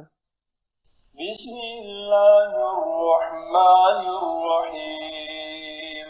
اقتربت الساعة وانشق القمر وإن يروا آية يعرضوا ويقولوا سحر مستمر وكذبوا واتبعوا أهواءهم وكل أمر مستقر۔ بسم اللہ الرحمن الرحیم۔ قیامت کی گھڑی قریب آ گئی اور چاند پھٹ گیا، مگر ان لوگوں کا حال یہ ہے کہ خواہ کوئی نشانی دیکھ لیں منہ موڑ جاتے ہیں اور کہتے ہیں کہ یہ تو چلتا ہوا جادو ہے۔ انہوں نے اس کو بھی جھٹلا دیا اور اپنی خواہشات نفسی کی پیروی کی۔ ہر معاملے کو آخرکار ایک انجام پر پہنچ کر رہنا ہے۔ ہائی لائٹ کر لیں، ہر جگہ جہاں جھٹلانے کی بات آ رہی ہے، جہاں منہ موڑنے کی بات ہے، وہاں پر اس کی ریزن جو بتائی گئی ہے وہ ہے خواہشات کی پیروی کرنا۔ انہوں نے خود ہی ایک معجزے کا مطالبہ کیا، تو اور آپ صلی اللہ علیہ وسلم جب اشارہ کیا تو چاند دو ٹکڑے ہو گیا، لیکن اس کے اوپر بھی انہوں نے کیا کہا کہ یہ تو ایک چلتا ہوا جادو ہے، اور پھر وہی کیا جو کہ اپنی مرضی کرنا چاہتے تھے کہ ایمان لا کر نہیں دیا۔ گویا خواہشات نفس کی پیروی کرنا ہر معاملے کے اندر انسان کو حق سے دور کرنے کا ذریعہ بن جاتا ہے۔ تو دیکھیں کہ میری خواہشات مجھے کہاں لے کر جاتی ہیں، کیا میری خواہشات حق کے مطابق ہیں؟ کیونکہ اگر ہمارا اپنا ہی نفس ہمیں وہ خواہش کرتا ہے کہ جو شریعت کے مطابق نہیں ہے، تو گویا اپنا ہی نفس جو ہے وہ شیطان کا پیروکار ہے، لہٰذا اس سے بھی محتاط رہنا چاہیے۔ ان لوگوں کے سامنے پچھلی قوموں کے وہ حالات آ چکے ہیں جن میں سرکشی سے باز رکھنے کے لیے کافی سامان عبرت موجود ہے، اور ایسی حکمت جو نصیحت کے مقصد کو بدرجہ عتم پورا کرتی ہے، مگر تنبیہات ان پر کارگر نہیں ہوتی ہیں۔ بس اے نبی صلی اللہ علیہ وسلم، ان سے رخ پھیر لو۔ جس روز پکارنے والا ایک سخت ناگوار چیز کی طرف پکارے گا، لوگ سہمی ہوئی نگاہوں کے ساتھ اپنی قبروں سے اس طرح نکلیں گے گویا کہ وہ بکھری ہوئی ٹڈیاں ہیں، پکارنے والے کی طرف دوڑے جا رہے ہوں گے۔ اور وہی منکرین جو دنیا میں اس کا انکار کرتے تھے اس وقت یہ کہیں گے کہ یہ دن تو بڑا ہی کٹھن دن ہے۔ ان سے پہلے نوح علیہ السلام کی قوم جھٹلا چکی ہے۔ انہوں نے ہمارے بندے کو جھوٹا قرار دیا اور کہا کہ یہ دیوانہ ہے، اور وہ بری طرح جھڑکا گیا۔ آخرکار اس نے اپنے رب کو پکارا کہ میں مغلوب ہوں، اب تو ان سے انتقام لے لے۔ تب ہم نے موسیدار بارش سے آسمان کے دروازے کھول دیے، زمین کو پھاڑ کر چشموں میں تبدیل کر دیا۔ یہ سارا پانی اس کام کو کرنے کے لیے مل گیا جو مقدر ہو چکا تھا، اور نوح کو ہم نے ایک تختوں اور کیلوں والی پر سوار کر دیا جو ہماری نگرانی میں چل رہی تھی۔ یہ تھا بدلہ اس شخص کی خاطر جس کی ناقدری کی گئی تھی۔ ہائی لائٹ کر لیں، دین کی ناقدری، دین والوں کی ناقدری، کسی بھی اللہ کے احکامات کی ناقدری، قرآن کی ناقدری، یہ سب کیا ہے؟ نماز کی ناقدری۔ یہ سب کیا ہے کہ اس کا بدل دینا ہوگا، اور اس کا بدلہ اللہ تعالیٰ کیوں لیتے ہیں؟ کیونکہ یہ اللہ کا دین ہے، اور جو اس کی ناقدری کرے گا اس کا بدلہ اللہ تعالیٰ خود لیتے ہیں۔ اس لیے جس نے اس نبی کی ناقدری کی ان سب کے ساتھ بدلہ کیا لیا گیا کہ وہ جو طوفان آیا، جو بارش ہوئی، جو کہ سب سیلاب آیا، اس میں سب بہا دیے گئے۔ اب اس کشتی کو ہم نے ایک نشانی بنا کر چھوڑ دیا۔ پھر ہے نصیحت قبول کرنے والا؟ دیکھ لو کہ کیسا تھا میرا عذاب اور کیسی تھی میری تنبیہات۔ ہم نے اس قرآن کو نصیحت کے لیے آسان ذریعہ بنا دیا ہے، پھر کیا ہے کوئی نصیحت قبول کرنے والا؟ اب اللہ تعالیٰ خود ہی فرما رہے ہیں کہ اس قرآن کو ہم نے آسان کیا ہے اور نصیحت آمیز بنایا ہے۔ اور کیوں بنایا ہے؟ تاکہ لوگ آسانی کے ساتھ نصیحت قبول کرنے والے ہوں۔ اسی لیے آپ دیکھیں کہ قرآن کو کوئی شخص عام بھی پڑھے، جیسے کہ ابھی ہم پڑھ رہے ہیں، اس میں ہم کوئی بہت دقیق چیزیں نہیں دیکھ رہے، لیکن کون سی ایسی بات ہے کہ جو واضح نہ ہو کہ انسان کو زندگی گزارنے کے لیے کیا کرنا چاہیے اور کیا نہیں ہونا چاہیے، معاملات کیسے ڈیل کرنے چاہیے، اللہ کا حق کیسے دینا چاہیے، پھر کون سی ایسی چیز ہے جو انسان کو عذاب میں مبتلا کر سکتی ہے، کون سی چیز نجات دلانے والی ہے۔ ہر چیز بالکل سادگی سے اور کلیئر بتا دی گئی ہے، اور اسی نے کہا کہ قرآن آسان ہے۔ اصل بات یہ ہے کہ نصیحت قبول کرنے والے دل ہونے چاہیے۔ ہم نے حفظ کے لیے آسان کر دیا اس قرآن کو، اسی لیے جو شخص حفظ کرنے کی نیت سے اس کو پڑھتا ہے اللہ تعالیٰ اس کے اوپر کھول دیتے ہیں۔ اب اسی لیے ہم جو چیزیں ہم نے یاد کی، جیسے ہم کہتے ہیں کہ آخری ہمیں صورتیں یاد ہیں، تو کیسے یاد کی تھی؟ وہ جب یاد کرنے کی نیت سے کی تھی تو وہ یاد ہوتی ہیں۔ تو اس لیے جو چیز ہم نیتاً کرتے ہیں بیسیکلی وہ آسان ہو جاتی ہے۔ پھر اسی طرح جو اس سے نصیحت لینا چاہے گا اس کو پڑھیں، اور اس لیے پڑھیں مجھے اپنا عمل بدلنا ہے، اور پھر نشان لگاتے جائیں میرے اندر یہ بری عادت ہے مجھے نکالنی ہے، اور جو قرآن کہہ رہا ہے وہ ڈالنی ہے، تو آپ دیکھیں اللہ تعالیٰ آپ کے لیے آسان کر دیں گے۔ اسی طرح اگر دل میں کوئی ایسی چیز ہے جو رکاوٹ بن رہی ہے، اپنے نفس کے اندر بن رہی ہے، تو اس چیز کو بھی جب اس کے ذریعے سے دور کریں گے تو اللہ تعالیٰ اس کو آسان کر دیں گے۔ لہٰذا اصل بات یہ ہے کہ آسانی اس کے لیے ہے، ہدایت اور رحمت اس کے لیے ہے جو اس پر ایمان لاتے ہیں اور عمل کرتے ہیں۔ اللہ تعالیٰ کا فرمان ہے کہ اے نبی صلی اللہ علیہ وسلم، آپ اس کو جلدی جلدی یاد کرنے کے لیے اپنی زبان کو حرکت نہ دیں، اس کا جمع کرنا، زبان پر جاری کرنا، پڑھنا ہمارے ذمے ہے، اور آپ اس کی پیروی کریں اور اسے واضح کرنا ہمارے ذمے ہے۔ گویا کہ قرآن ایک ایسی چیز ہے جس کا ذمہ کیونکہ اللہ تعالیٰ نے لیا ہے، لہٰذا اس کو جب آپ سمجھنے کی کوئی کوشش کرے تو اللہ تعالیٰ اس کے اوپر اس کے اسرار کھول دیتا ہے، اور جو جتنا زیادہ تدبر کرتا ہے، جو جتنا زیادہ عمل کی نیت کرتا ہے، اللہ اس کے لیے آسان کرتا چلا جاتا ہے۔ عاد نے جھٹلایا تو دیکھ لو کہ کیسا تھا میرا عذاب اور کیسی تھی میری تنبیہات۔ ہم نے ایک پہم نحوست کے دن سخت طوفانی ہوا ان پر بھیج دی جو لوگوں کو اٹھا اٹھا کر اس طرح سے پھینک رہی تھی جیسے وہ جڑ سے اکھڑے ہوئے کھجور کے تنے ہوں۔ بس دیکھ لو کہ کیسا تھا میرا عذاب اور کیسی تھی میری تنبیہات۔ ہم نے اس قرآن کو نصیحت کے لیے آسان ذریعہ بنا دیا ہے، پھر ہے کوئی نصیحت قبول کرنے والا؟ تو ہم سب کہیں کہ ہم ہیں نصیحت قبول کرنے والے۔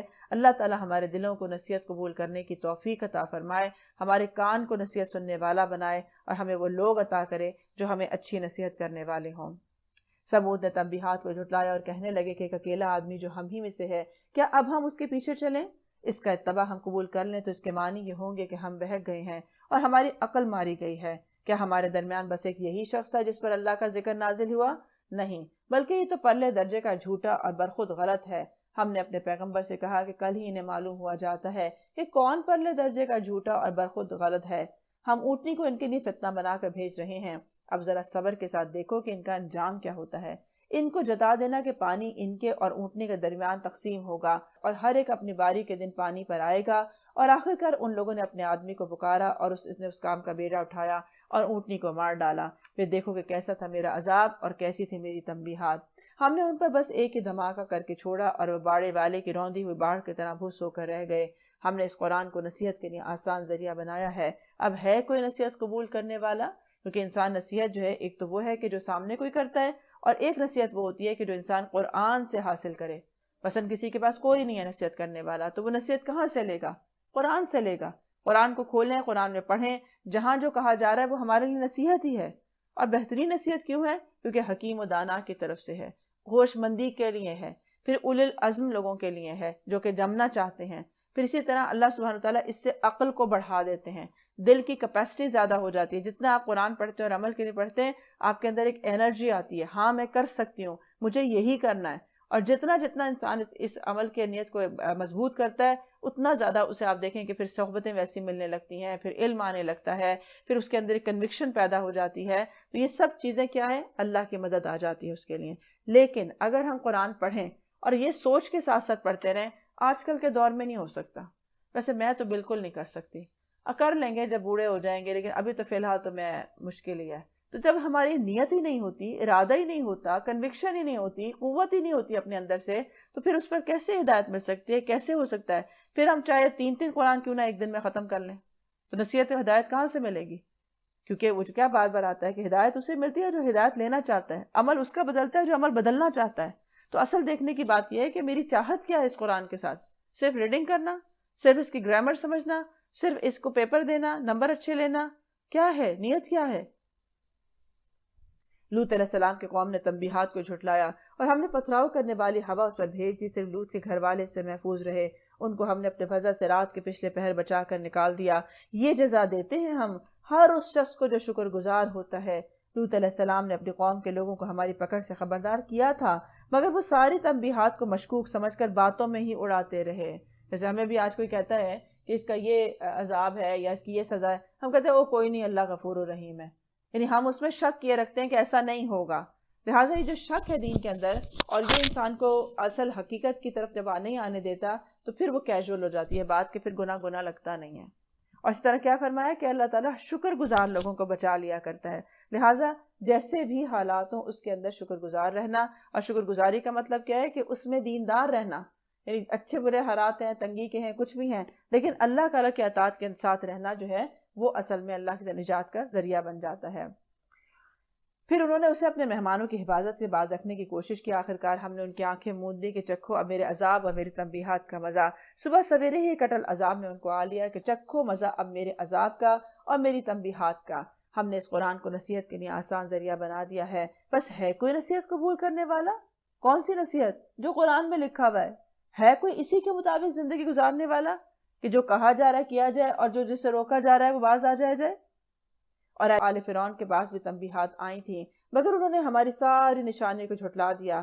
آخر کو ہم نے انہیں پکڑ لیا جس طرح کوئی زبردست قدرت والا پکڑتا ہے. کیا تمہارے کفار کچھ ان لوگوں سے بہتر ہیں؟ یا آسمانی کتابوں میں تمہارے لیے کوئی معافی لکھی ہوئی ہے؟ یا ان لوگوں کا کہنا یہ ہے کہ ہم ایک مضبوط جتھا ہے، اپنا بچاؤ کر لیں گے، ان قریب یہ جتھا شکست کھا جائے گا اور یہ سب پیٹ پھینک کر بھاگتے ہوئے نظر آئیں گے. بلکہ ان سے نبٹنے کے لیے اصل وعدے کا وقت تو قیامت ہے، اور وہ بڑی آفت اور زیادہ تلخ ساعت ہے. یہ مجرم لوگ در حقیقت غلط فہمی میں مبتلا ہیں اور ان کی تو عقل ماری گئی ہے. جس روز یہ منہ کے بل آگ میں گھسیٹے جائیں گے، اس روز ان سے کہا جائے گا کہ اب چکھو جہنم کی لپٹ کا مزہ. گویا انسان جب سرکش ہو جاتا ہے یا اپنے آپ کو بڑا چیز سمجھتا ہے، متکبر ہو جاتا ہے، مجرم ہو جاتا ہے، پھر عقل ماری جاتی ہے. کیونکہ گھمنڈ کیا ہے، وہ کیا ہے، غرور کیا ہے؟ غرہ سے. اور غرہ کیا ہوتا ہے؟ دھوکہ. یعنی انسان اپنے آپ سے دھوکہ کھا رہا ہوتا ہے، دنیا سے دھوکہ کھا رہا ہے. ہم نے ہر چیز ایک تقدیر کے ساتھ پیدا کی اور ہمارا حکم بس ایک ہی ہوتا ہے. اب پلک جھپکتے وہ عمل میں آ جاتا ہے. تم جیسے بہت سوں کو ہم ہلاک کر چکے ہیں. پھر ہے کوئی نصیحت قبول کرنے والا؟ جو کچھ انہوں نے کیا ہے وہ سب دفتروں میں درج ہے اور ہر چھوٹی بڑی بات لکھی ہوئی ہے. چھوٹی بڑی بات، ہمارا آنکھ کا اشارہ بھی لکھا ہوا ہے کہ کس بات پہ ہم نے کیسے دیکھا تھا. ہماری مسکراہٹ بھی لکھی ہوئی ہے کہ ہم نے تنزیہ مسکراہٹ دی تھی یا کسی کو تانا دینے کے لیے کی تھی، کیا کیا تھا. تو ہر چھوٹی بڑی بات جو ہے وہ درج لکھی گئی ہے. لہٰذا اس سے بھی ڈرنا چاہیے کہ ہر چھوٹی بڑی بات کو کاؤنٹ کرتے ہوئے اس کے اوپر استغفار کر لی جائے. یعنی ہم نے کوئی باتیں جو مذاق میں بھی کہیں کسی کا دل دکھانے کے لیے یا طنز کرنے کے لیے یا تانا دینے کے لیے، تو اس پہ بھی استغفار کر لی جائے. کہیں ایسا نہ ہو کہ وہی چیز ہمیں جنت سے رکاوٹ بن جائے. نافرمانی سے پرہیز کرنے والے یقیناً باغوں اور نہروں میں ہوں گے، سچی عزت کی جگہ پہ بڑے اقتدار بادشاہ کے بالکل قریب ہوں گے. ان المتقین فی جنات و نہر فی مقعد صدق عند ملیک مقتدر. متقین لوگوں کا انعام یہ ہے کہ وہ جنت اور باغوں میں عزت کی سچی جگہ پر اقتدار والے بادشاہ کے قریب ہوں گے، کیونکہ انہوں نے سچ پر زندگی گزاری. انہوں نے یہاں اپنی عزت کی پرواہ نہیں کی کہ لوگ کیا کہیں گے، بلکہ اللہ کے اپنی عزت بنانے کی کوشش کی. تو لہٰذا ان کے لیے آج وہ انتظام ہے کہ اللہ سبحانہ وتعالیٰ اپنی قربت عطا کرے گا. سورۃ الرحمن. بسم اللہ الرحمن الرحیم. الرحمن علم القرآن خلق الانسان علمہ البیان. الشمس والقمر بحسبان والنجم والشجر يسجدان. بسم اللہ الرحمن الرحیم. رحمان نے اس قرآن کی تعلیم دی ہے اور اسی نے انسان کو پیدا کیا اور اسے بولنا سکھایا ہے. آغاز ہے الرحمن. یہاں پر اللہ کا لفظ نہیں ہے، کوئی اور صفت نہیں ہے، بلکہ اللہ کی رحمت کا تقاضا ہے کہ اس نے انسان کو قرآن کی تعلیم دی. گویا کہ جو شخص قرآن سے وابستہ ہوتا ہے، قرآن کو پڑھتا ہے، پڑھاتا ہے، سمجھتا ہے، اس پر کام کرتا ہے، اس پہ محنت کرتا ہے، یہ سب اللہ کی رحمت کا نتیجہ ہے. تو گویا کوئی بھی شخص جو سیکھتا ہے قرآن کے ساتھ یا اس کا کوئی تعلق ہے، تو اللہ کی اس رحمت پر شکر ادا کرے کہ اس نے اس کے اوپر وہ رحمت کی کہ اسے قرآن سیکھنے کی توفیق عطا فرما دی. سوچے پھر اللہ کی کیا رحمت ہوگی اس کے ساتھ جو اس قرآن پر عمل بھی کرتا ہے، اس قرآن کے ساتھ نیکیاں کرتا ہے، اس قرآن کے مطابق زندگی گزارتا ہے، تو اس پر اللہ کی کیا رحمت ہوگی. اور اسی نے انسان کو پیدا کیا اور اسے بولنا بھی سکھایا.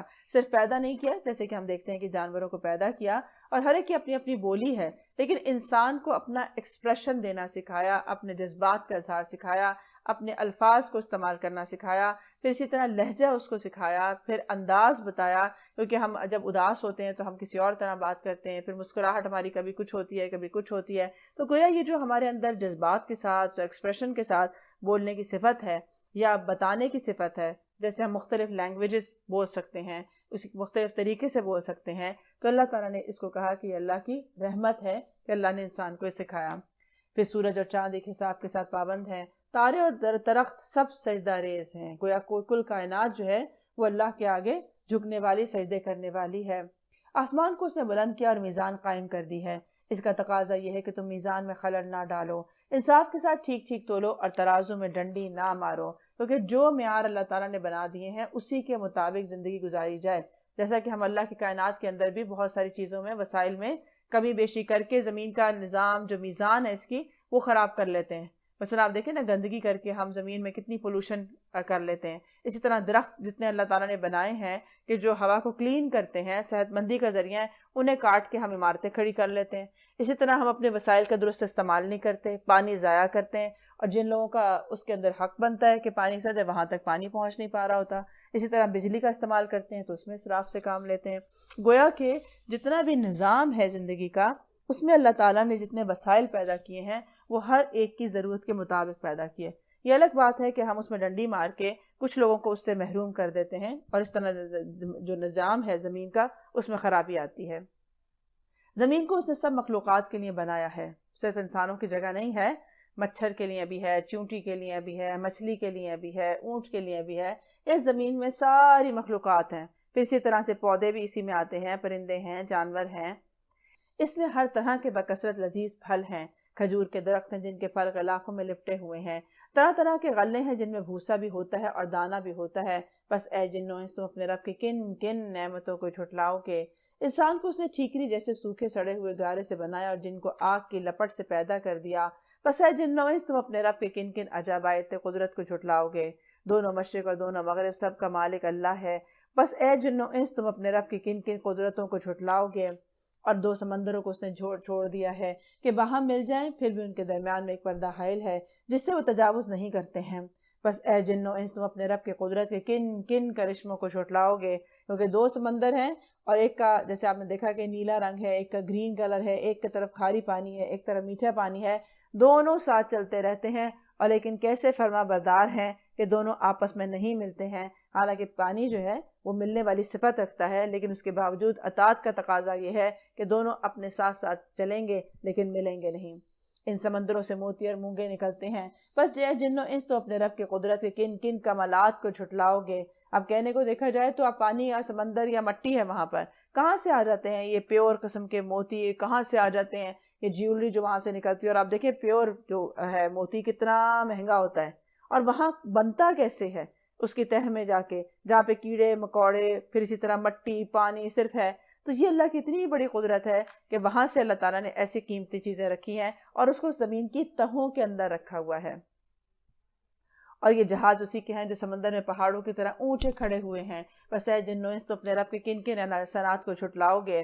ہر چیز جو اس زمین پر ہے فنا ہو جانے والی ہے، اور صرف تیرے رب کی جلیل اور کریم چہرہ ہی باقی رہنے والا ہے۔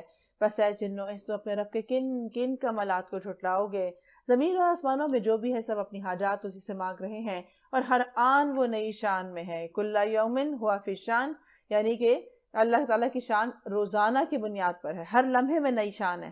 تو کوئی یہ نہ سوچے کہ اگر 20 سال تک میری کوئی دعا قبول نہیں ہوئی ہے یا میری کوشش اس طرف نہیں ہوئی تو ایسے اب بھی آئندہ بھی نہیں ہوگی۔ تو ہو سکتا ہے کہ جو 20 سال تک کام نہ ہوا ہو وہ آج آپ کریں اس کے لیے کوشش، اور آج آپ دعا کریں تو وہ ہو جائے، لہٰذا اللہ سے مایوس نہیں ہونا چاہیے۔ بس اے جن و انس تو اپنے رب کی کن کن صفات حمیدہ کو جھٹلاؤ گے۔ اے زمین کے بوجھو، ان قریب ہم تم سے باز پوس کرنے کے لیے فارغ ہوئے جاتے ہیں، پھر دیکھ لیں گے کہ تم اپنے رب کے کن کن احسانات کو جھٹلاتے ہو۔ یعنی گروہ جن و انس جو ہیں وہ دونوں کا محاسبہ ہوگا، ان کا حساب لیا جائے گا۔ اے گروہ جن و انس، اگر تم زمین اور آسمانوں کی سرحدوں سے نکل کر بھاگ سکتے ہو تو بھاگ دیکھو، نہیں بھاگ سکتے، اس کے لیے بڑا ہی زور چاہیے۔ اپنے رب کی کن کن قدرتوں کو تم جھٹلاؤ گے، بھاگنے کی کوشش کرو گے تو تم پر آگ کا شعلہ اور دھواں چھوڑ دیا جائے گا جس کا تم مقابلہ نہیں کر سکو گے۔ اے جن و انس، تو اپنے رب کی کن کن قدرتوں کا انکار کرو گے، پھر کیا بنے گی اس وقت جب آسمان پھٹے گا اور لال چمڑے کی طرح سرخ ہو جائے گا۔ اے جن و انس، اس وقت تم اپنے رب کی کن کن قدرتوں کو جھٹلاؤ گے۔ اس روز کسی انسان اور کسی جس سے اس کا گناہ پوچھنے کی ضرورت نہیں ہوگی، پھر دیکھ لیا جائے گا کہ تم دونوں گروہ اپنے رب کے کن کن احسانات کا انکار کرتے ہو۔ مجرم وہاں اپنے چہروں سے پہچان لیے جائیں گے، اور انہیں پیشانی کے بال اور پاؤں پکڑ پکڑ کر گھسیجا جائے گا۔ اس وقت تم اپنے رب کی کن کن قدرتوں کو جھٹلاؤ گے۔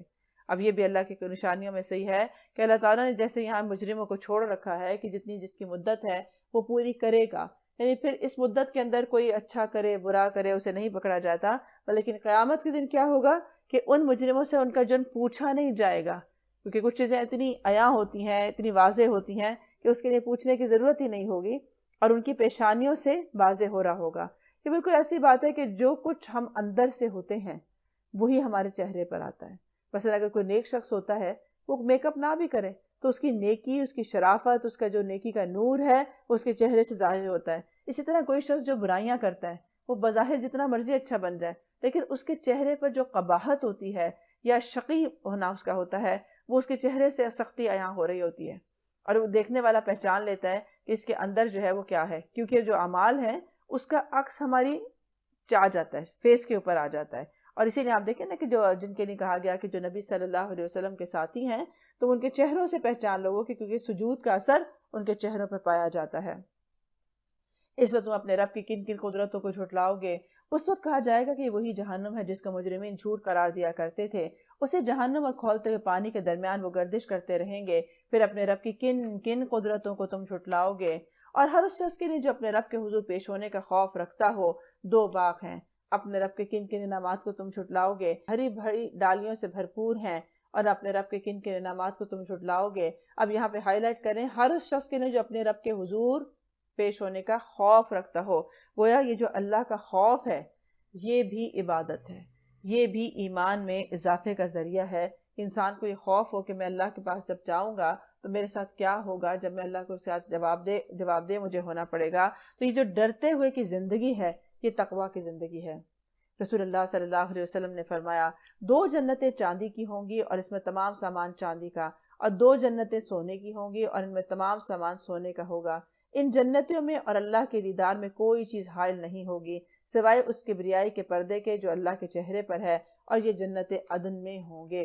گویا کہ جیسے اعمال ہوں گے ویسے ہی جنتیں ہوں گی۔ اسی لیے کہا گیا ہے کہ جب سوال کرو تو جنت الفردوس کا کرو، لہٰذا جب اعمال کریں تو وہ بھی جنت الفردوس کے لیول ہی کے ہونے چاہیے تاکہ انسان اعلیٰ جنت کو پا سکے۔ دونوں باغوں میں 2 چشمے رواں ہوں گے، اپنے رب کے کن کن انعامات کو تم جھٹلاؤ گے؟ دونوں باغوں میں ہر پھل کی 2 قسمیں ہوں گی، اور اپنے رب کے کن کن انعامات کو تم جھٹلاؤ گے؟ جنتی لوگ ایسے فرشوں پر تکیہ لگا کر بیٹھے گے جن کے استر دبیز ریشم کے ہوں گے۔ استر کیا ہے؟ اندر کا کپڑا۔ تو جس کے اندر کا جو ہے وہ اتنا دبیز ریشم ہوگا تو اس کے اوپر کا کیا ہوگا؟ جو ڈیکوریشن ہوگی اس کے جو اوپر کا کور ہے وہ کیسا ہوگا؟ اور باغوں کی ڈالیاں پھلوں سے جھکی پڑ رہی ہوں گی۔ اپنے رب کے کن کن انعامات کو تم جھٹلاؤ گے؟ ان نعمتوں کے درمیان میں شرمیلی نگاہوں والیاں ہوں گی جنہیں ان جنتوں سے پہلے کسی انسان یا جن نے چھوا نہیں ہوگا۔ اور اپنے رب کے کن کن انعامات کو تم جھٹلاؤ گے؟ ایسی خوبصورت جیسے ہیرے اور موتی۔ اور اپنے رب کے کن کن انعامات کو تم جھٹلاؤ گے؟ نیکی کا بدلہ نیکی کے سوا اور کیا ہو سکتا ہے؟ پھر اے جنو انس اپنے رب کے کن کن اوصاف حمیدہ کا تم انکار کرو گے؟ حل جزاء الاحسان الا الاحسان۔ جو انسان احسان کی زندگی گزارتا ہے، محسن کی زندگی گزارتا ہے، تو اللہ سبحانہ وتعالیٰ نے بھی اس کے اوپر احسان کیا کہ اس کے لیے جنت بنائی ہے۔ رسول اللہ صلی اللہ علیہ وسلم نے فرمایا، اگر جنت کی عورت دنیا میں جھانک لے تو زمین و آسمان کو جگمگا دے اور خوشبو سے تمام عالم مہک اٹھے، اور ان کا دوپٹہ بھی دنیا اور ان کی ہر چیز سے گراں ہے۔ اس لیے کیونکہ انہوں نے اللہ سبحانہ وتعالیٰ کی فرما برداری کی تھی، لہٰذا جنت خود ایک قیمتی چیز ہے، ایک اعلیٰ چیز ہے، اور پھر وہاں جانے والے بھی جو ہیں وہ اعلیٰ صفات کے حامل ہیں۔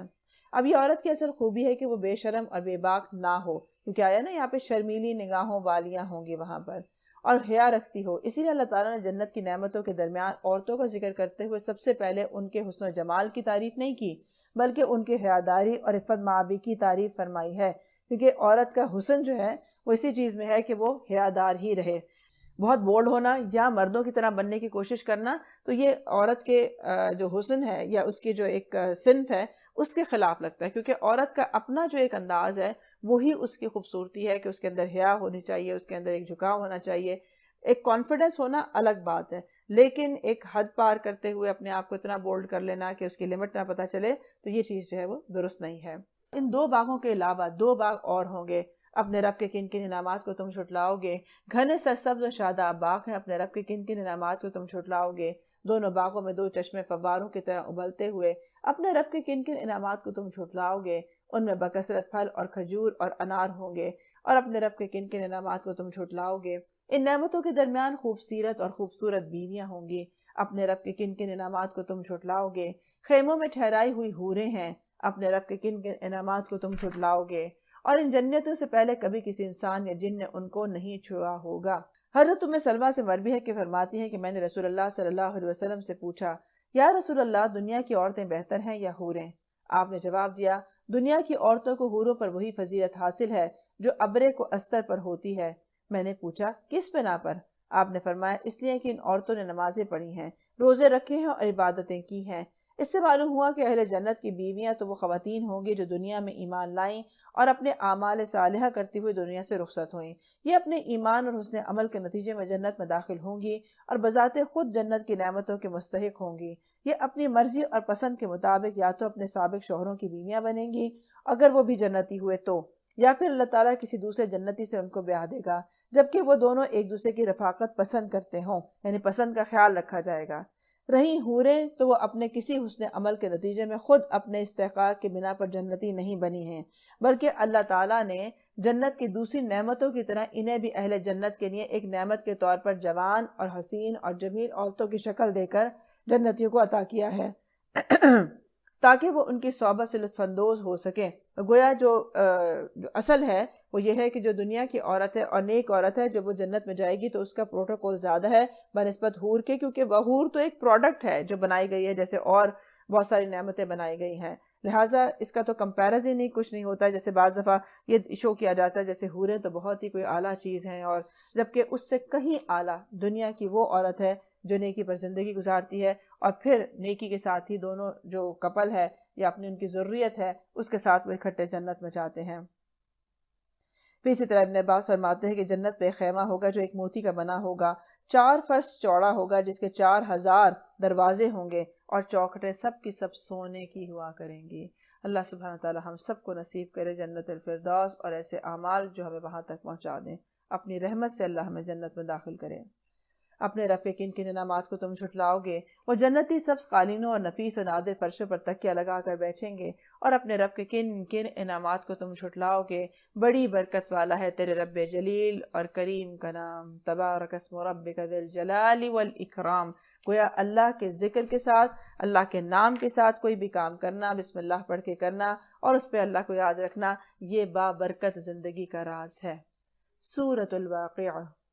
بسم اللہ الرحمن الرحیم اذا وقعت الواقعہ لیس لوقعتها کاذبہ خافضۃ رافعہ اذا رجت الارض رجا وبست الجبال بسا۔ بسم اللہ الرحمن الرحیم۔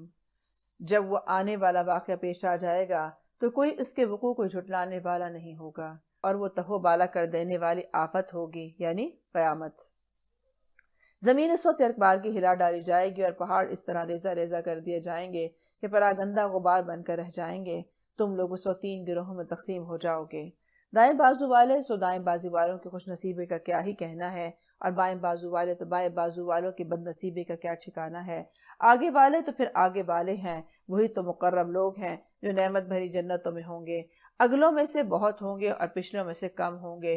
مرصع تختوں پر تکیہ لگائے آمنے سامنے بیٹھے ہوئے ہوں گے، اور ان کی مجلسوں میں ابدی لڑکے شراب چشمہ جاری سے لبریز پیالے اور کنٹر اور ساغر لیے ہوئے دوڑتے پھر رہے ہوں گے، جسے پی کر نہ ان کا سر چکرائے گا، نہ ان کی عقل میں فطور آئے گا، اور ان کے سامنے طرح طرح کے لذیذ پھل پیش کریں گے کہ جسے چاہیں چن لیں، اور پرندوں کے گوشت پیش کریں گے کہ جس پرندے کا چاہے استعمال کر لیں، اور ان کے لیے خوبصورت آنکھوں والی حوریں ہوں گی، ایسی حسین جیسے چھپا کر رکھے ہوئے موتی۔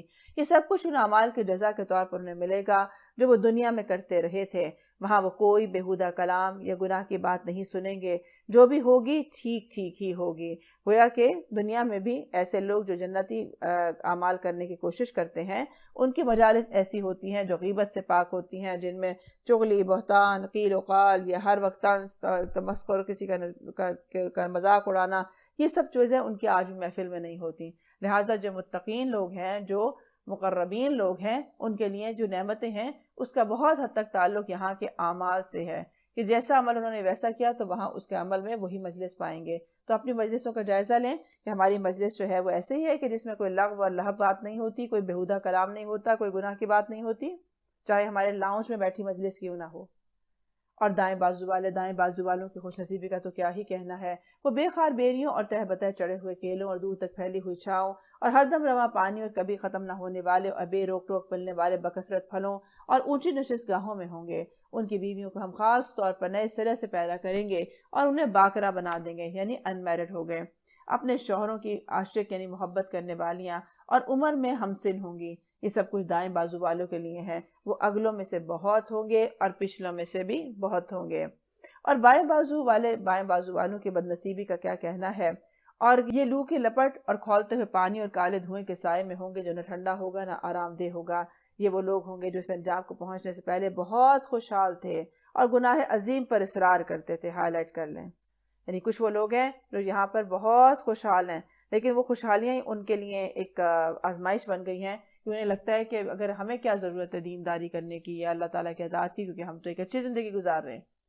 لیکن وہ گناہ عظیم پر اصرار کرتے تھے، کہتے تھے کیا جب ہم مر کر خاک ہو جائیں گے اور ہڈیوں کا پنجر رہ جائیں گے تو پھر اٹھا کھڑا کیے جائیں گے، اور کیا ہمارے وہ باپ دادا بھی اٹھائے جائیں گے جو پہلے گزر چکے ہیں؟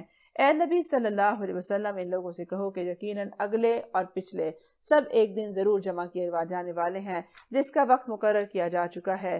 پھر اے گمراہوں اور جھٹلانے والوں، تم شجر زقوم کی غذا کھانے والے ہو اور اسی سے تم پیٹ بھرو گے اور اوپر سے کھولتا ہوا پانی پیاسے اونٹ کی طرح پیو گے۔ یہ ہے بائیں بازو والوں کی ضیافت کا سامان روز جزا میں۔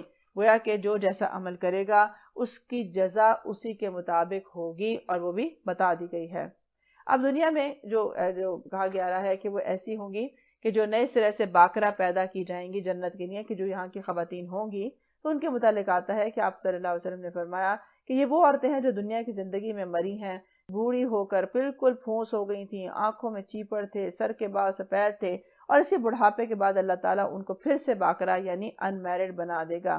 حضرت ام سلمہ پوچھتی ہیں کہ اگر کسی عورت کے دنیا میں کئی شوہر رہ چکے ہوں، مثلا ایک شوہر تھا، فوت ہو گیا، پھر طلاق ہو گئی، پھر کسی اور کے ساتھ ہو گئی، اس طرح اس کے کئی شوہر ہوں اور وہ سب جنت میں جائیں، تو وہ ان میں سے کس کو ملے گی؟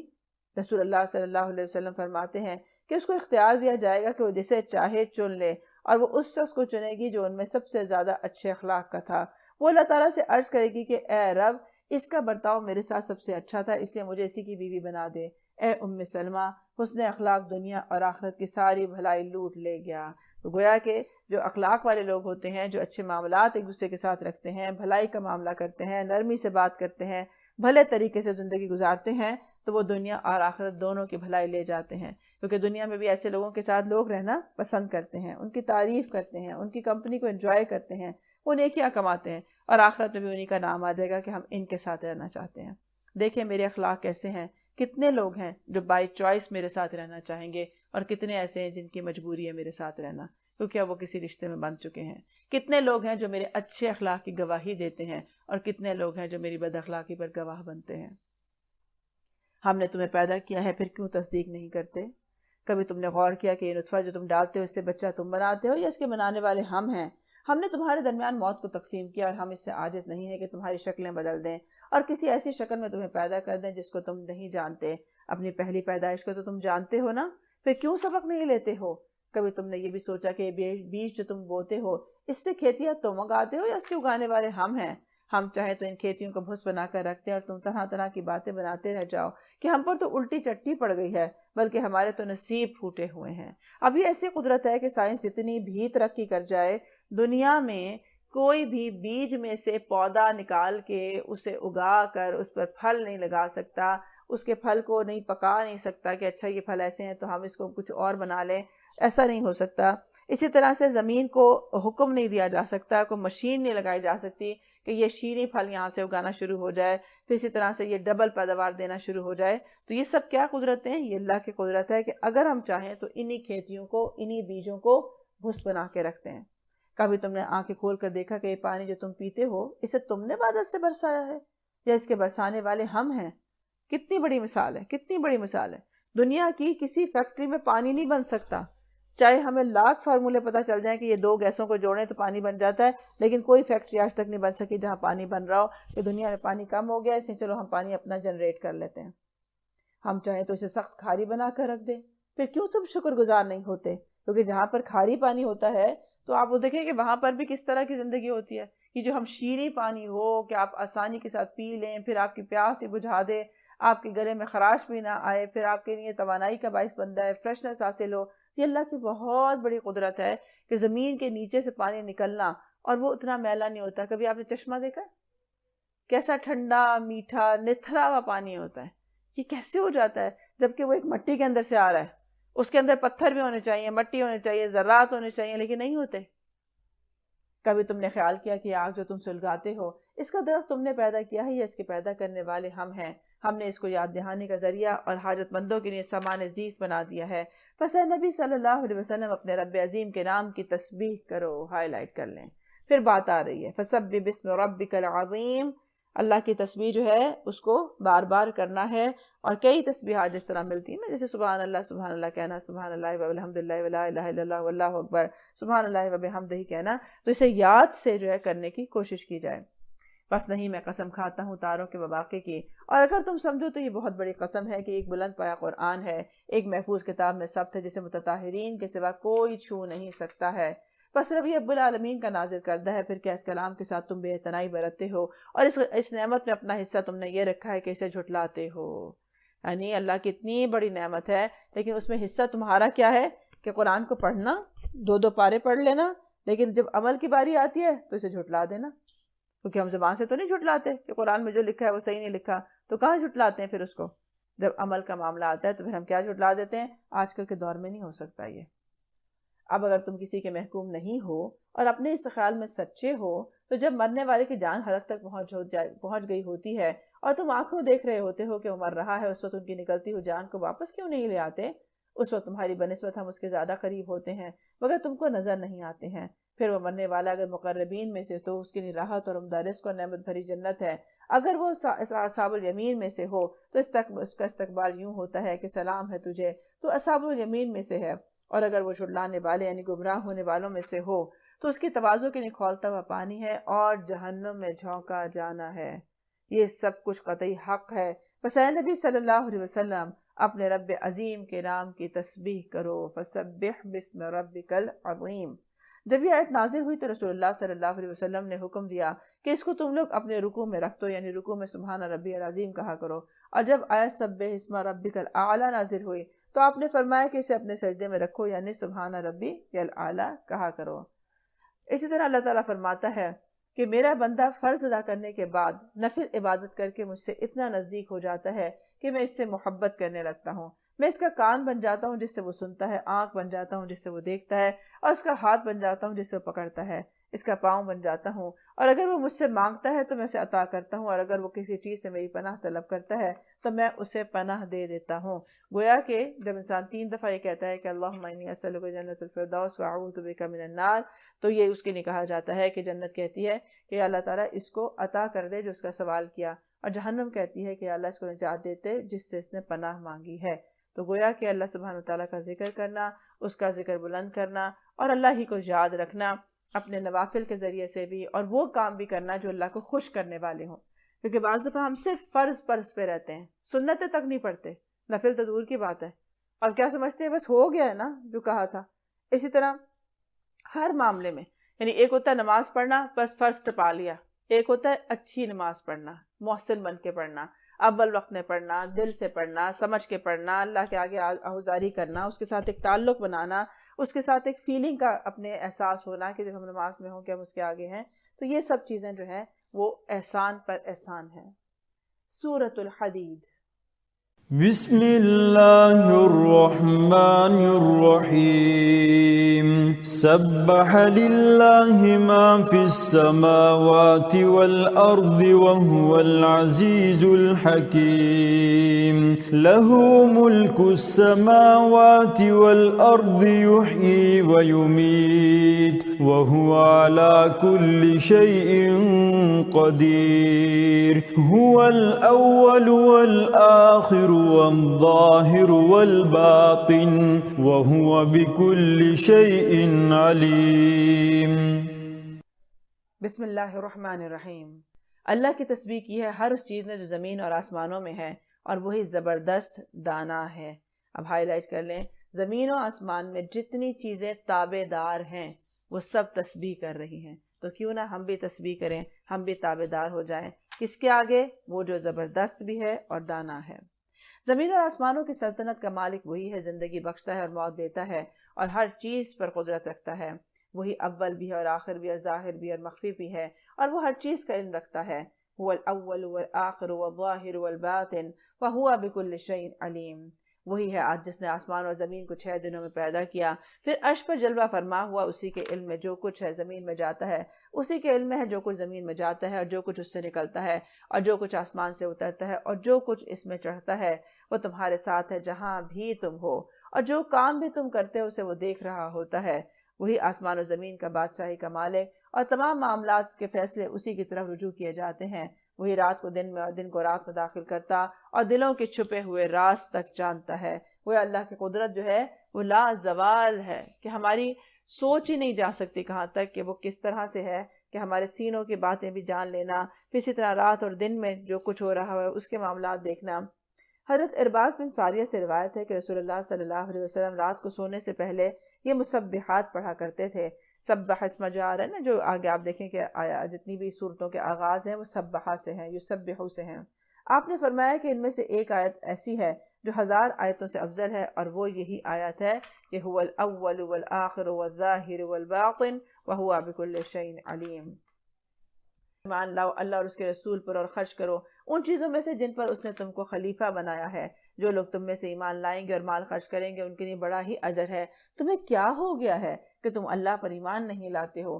حالانکہ رسول تمہیں اپنے رب پر ایمان لانے کی دعوت دے رہا ہے اور وہ تم سے عہد بھی لے چکا ہے۔ اگر تم واقعی ماننے والے ہو، وہ اللہ ہی تو ہے جو اپنے بندے میں صاف صاف آیتیں نازل کر رہا ہے تاکہ تمہیں تاریکیوں سے نکال کر روشنی میں لے آئے، اور حقیقت یہ ہے کہ اللہ تم پر نہایت شفیق اور مہربان ہے۔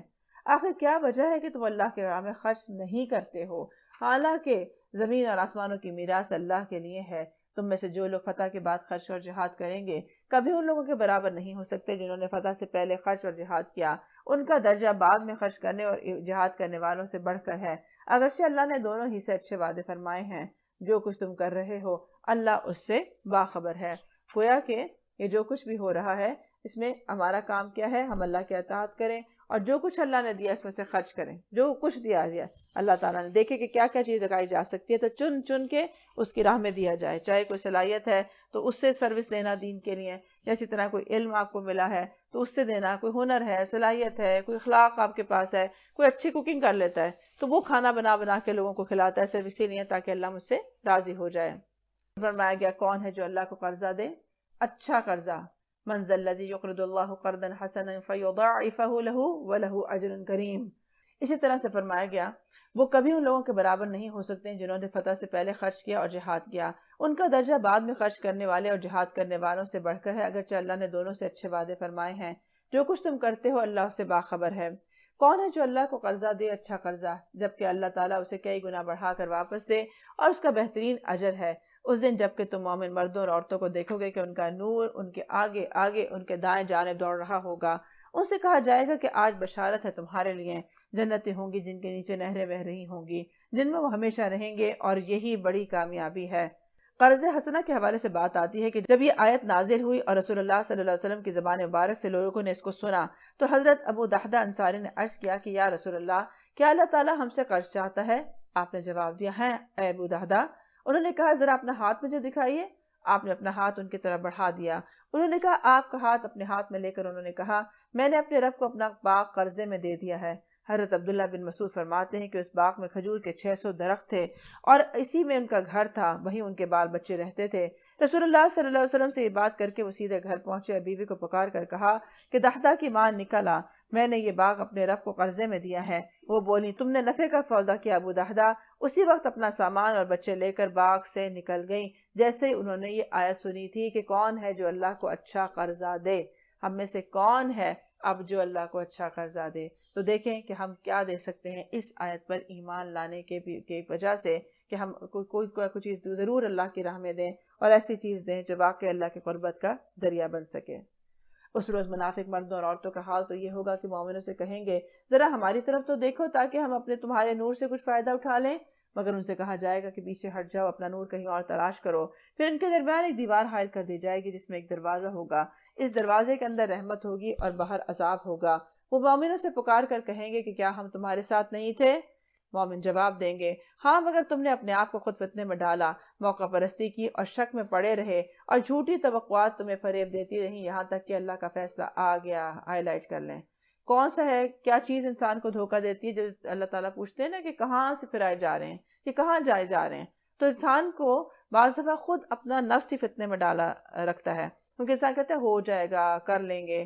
پھر اسی طرح موقع پرستی کرتا ہے، جب دیکھا کہ واہ واہ ہوگی دینداری کرنے سے یا اس کا فائدہ ہو جائے گا، سب کر رہے ہیں تو چلو ہم بھی کر لیتے ہیں، تو پھر کر لیتا ہے، اور جب دیکھتا ہے کوئی نہیں کر رہا تو پھر خود بھی نہیں کرتا، چاہے اسے پتا بھی ہو کہ یہ کرنا فرائض میں سے آتا ہے۔ اسی طرح شک کرتے رہنا، بھئی ہمیں تو یہی نہیں پتا، کوئی کچھ کہتا ہے کوئی کچھ کہتا ہے، اصل دین کیا ہے ہم تو بھئی ہمیں تو کچھ پتا ہی نہیں ہے، اس لیے تو ہم تو بس کچھ کرتے ہی نہیں ہیں، تو یہ بھی کوئی جواز نہیں ہے۔ پھر جھوٹی توقعات ہونا، اچھا کر لیں گے نا، جب بوڑھے ہو جائیں گے تو کر لیں گے، بعد میں سیکھ لیں گے، لیکن وہ نوبت ہی نہ آنا یہاں تک کہ اللہ کا فیصلہ آ گیا، اور آخر وقت تک وہ بڑا دھوکے باز تمہیں اللہ کے معاملے میں دھوکہ دیتا رہا۔ لہٰذا آج نہ تم میں سے کوئی فدیہ قبول کیا جائے گا اور نہ ان لوگوں سے جنہوں نے کھلا کھلا کفر کیا تھا۔ تمہارا ٹھکانہ جہنم ہے اور وہی تمہاری خبرگیری کرنے والی ہے، اور یہی بدترین انجام ہے۔ کیا ایمان لانے والوں کے لیے ابھی وہ وقت نہیں آیا کہ ان کے دل اللہ کے ذکر سے پگھل جائیں اور اس کے نازل کردہ حق کے آگے جھک جائیں، اور وہ ان لوگوں کی طرح نہ ہو جائیں جنہیں پہلے کتاب دی گئی تھی، پھر ایک لمبی مدت ان پر گزر گئی تو ان کے دل سخت ہو گئے، اور آج ان میں سے اکثر لوگ فاسق بنے ہوئے ہیں۔ ہائی لائٹ کر لیں، جب علم آ جائے، پتہ چل جائے، اس کے بعد ڈیلے کرتے رہنا، ہو جائے گا، کر لیں گے، دیکھا جائے گا، اس سے کیا ہوتا ہے؟ دل سخت ہو جاتے ہیں، شیطان کو موقع مل جاتا ہے، پھر وہ بہت دفعہ بھلا دیتا ہے، بہت دفعہ سست کر دیتا ہے، چھوڑو اب تو اسی وقت کر لیتے تو کر لیتے، اب تو بڑا ہو گیا۔ تو اسی لیے وجہ کیا ہے؟ اور آخرکار ان کے دل کی سختی ان کو کہاں تک لے آئی کہ آج وہ لوگ فاسق بنے ہوئے ہیں، یعنی اپنی سرکشی کی زندگی گزار رہے ہیں، اپنے آپ کو خود ہی اطمینان دیتے ہیں کچھ نہیں ہوتا۔ خوب جان لو کہ اللہ زمین کو اس کی موت کے بعد زندگی بخشتا ہے۔ ہم نے نشانیاں تم کو صاف صاف دکھا دی ہیں، شاید کہ تم عقل سے کام لو۔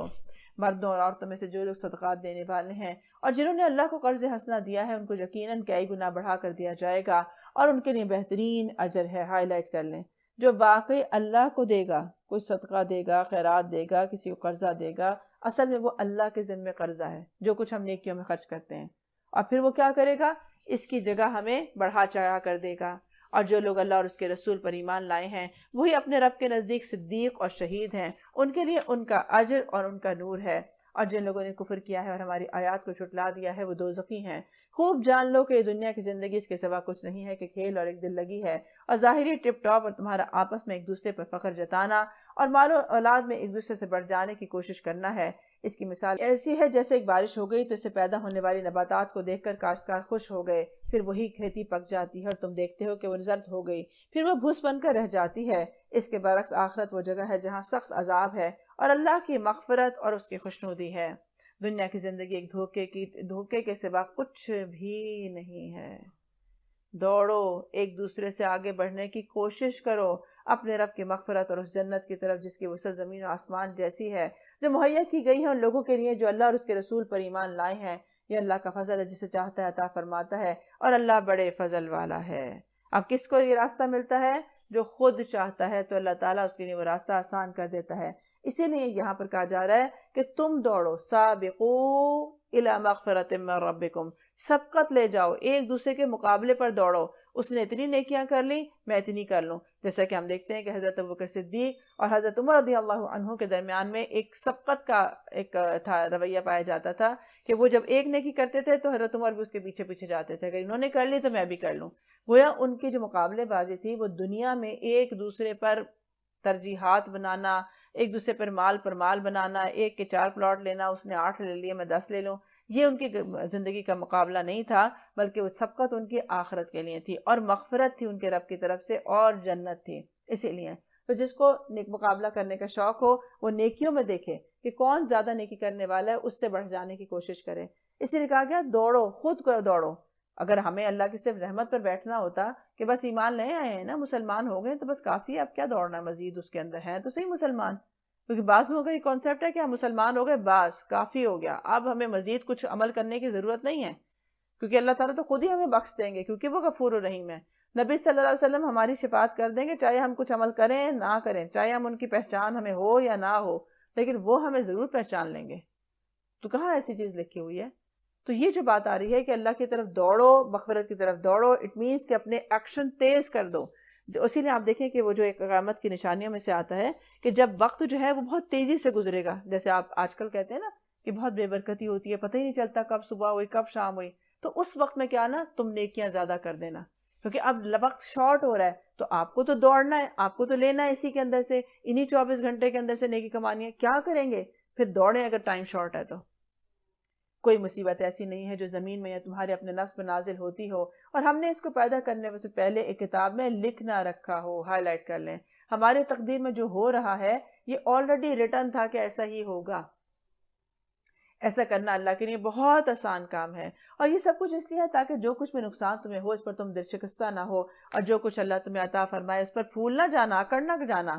اللہ ایسے لوگوں کو پسند نہیں کرتا جو اپنے آپ کو بہت بڑی چیز سمجھتے ہیں اور فخر جتاتے ہیں، خود بخل کرتے ہیں، دوسروں کو بخل پر اکساتے ہیں۔ اب اگر کوئی روگردانی کرتا ہے تو اللہ تعالیٰ خود غنی اور حمید ہے۔ ایک اور رویے کی طرف اشارہ ہے کہ تم ان لوگوں میں سے نہ ہو جانا جن پہ سے اگر کوئی چیز چلی جاتی ہے، کوئی مصیبت آ جاتی ہے جو ان کے اپنے ہاتھ کی کمائی ہوتی ہے یا تقدیر میں لکھی ہوئی ہوتی ہے، اور اللہ کو جانتا ہے کہ اس نے تقدیر میں ان کی بھلائی جو تھی وہ کس طرح لکھی ہے۔ یہ اپنا عقیدہ 100% پکا کرنے کی ضرورت ہے کہ اطمینان والی زندگی گزارنے کے لیے، ایک مایوسی سے نکلنے کے لیے، ڈپریشن سے نکلنے کے لیے، کہ اللہ کے ہر فیصلے میں خیر ہے، یہ ہو ہی نہیں سکتا۔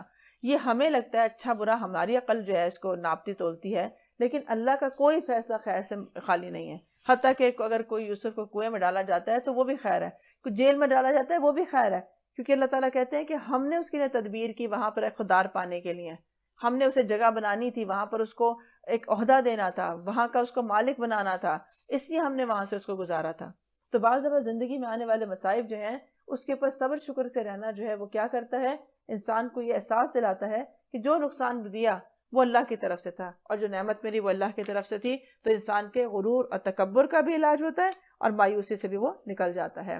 ہم نے اپنے رسولوں کو صاف صاف نشانیاں اور ہدایات کے ساتھ بھیجا اور ان کے ساتھ کتاب اور میزان نازل کی تاکہ لوگ انصاف پر قائم ہوں. گویا کہ یہ کتاب کیوں آئی ہے؟ تاکہ لوگ اس کے مطابق اپنا آپ کو سیٹ کریں، اپنی جو میزان ہے یا اپنی جو تول ہے، اپنی جو کسوٹی ہے کہ کیا صحیح ہے، کیا غلط ہے، کیا اچھا ہے، کیا برا ہے، اس کو معیار بنائیں. اور لوہا اتارا ہے جس میں بڑا زور ہے، ان لوگوں کے لیے نفع بھی ہے. یہ اس لیے کیا گیا ہے کہ اللہ کو معلوم ہو جائے کہ کون اس کو بے دیکھے اس کی اور اس کے رسولوں کی مدد کرتا ہے. یقیناً اللہ بڑی قوت والا اور زبردست بھی ہے. ہم نے نوح علیہ السلام اور ابراہیم کو بھیجا، ان دونوں کی نسل میں نبوت اور کتاب رکھ دی. پھر ان کے اولاد میں سے کسی نے ہدایت اختیار کی اور بہت سے لوگ تو فاسق ہیں. ان کے بعد ہم نے پے در پے اپنے رسول بھیجے اور ان سب کے بعد عیسیٰ ابن مریم کو مبعوث کیا اور اس کو انجیل عطا کر دی. اور جن لوگوں نے اس کی پیروی اختیار کی ان کے دلوں میں ہم نے ترس اور رحم ڈال دیا. یعنی کہ جو لوگ نصارہ ہیں جن کو انجیل ملی ہے ان کے درمیان باہمی جو ہے وہ رافت اور رحمت پائی جاتی ہے. اور رہبانیت انہوں نے خود ایجاد کی تھی، ہم نے اسے ان پر فرض نہیں کیا تھا، مگر اللہ کی خوشنودی کے طلب میں انہوں نے آپ یہ بدعت نکال لی تھی.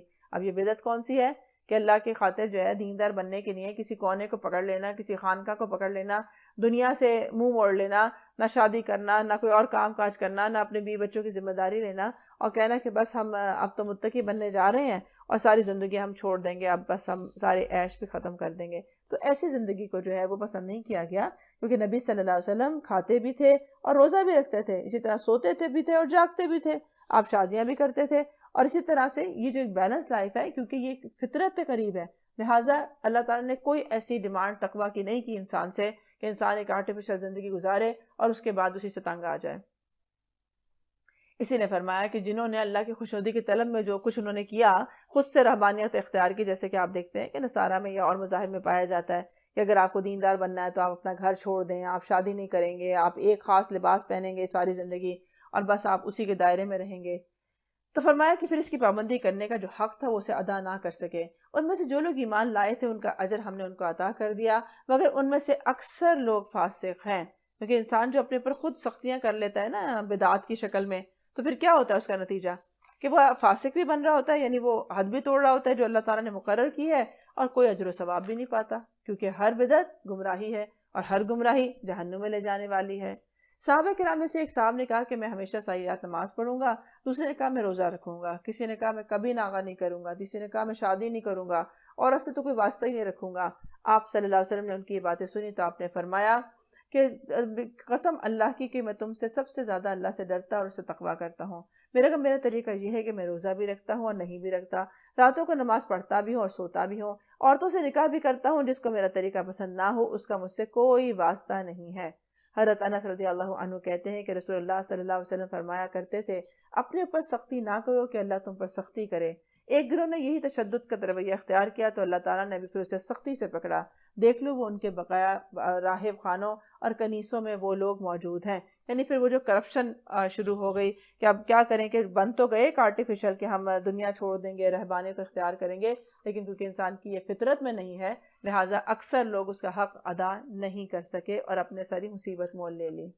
يا أيها الذين آمنوا اتقوا الله وآمنوا برسوله يؤتكم كفلين من رحمته ويجعل لكم نورا تمشون به ويغفر لكم والله غفور رحيم.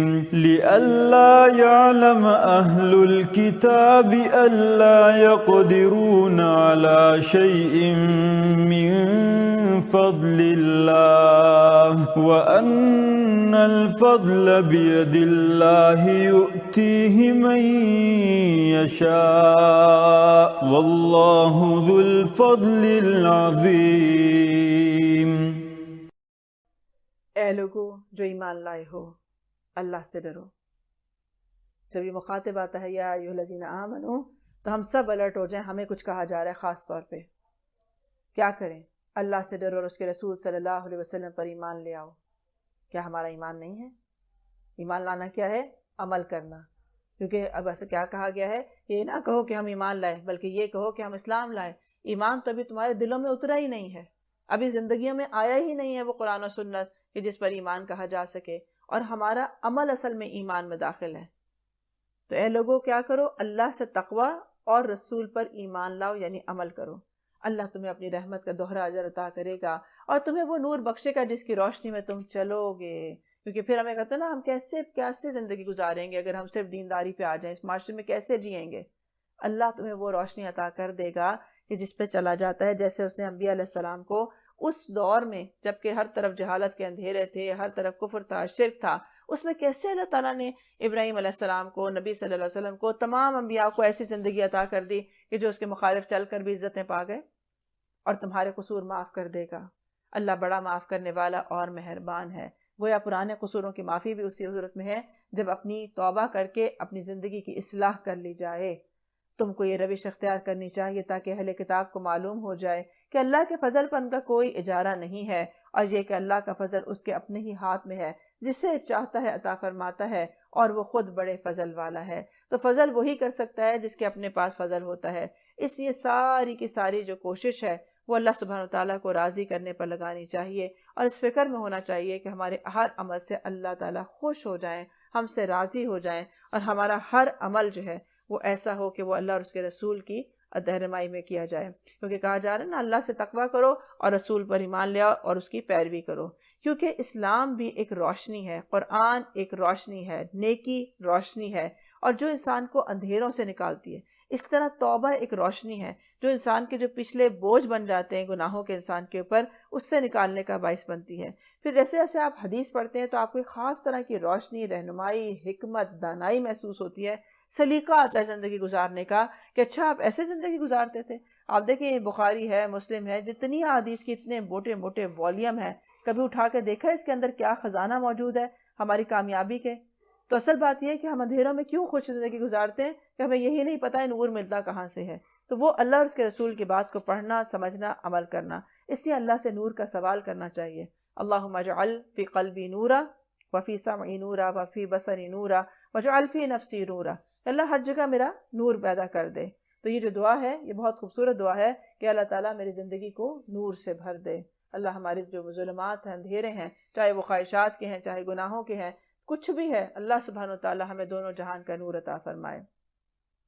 اللہم انی اعوذ بک من زوال نعمتک وتحول عافیتک وفجاعت نقمتک وجمیع سخطک۔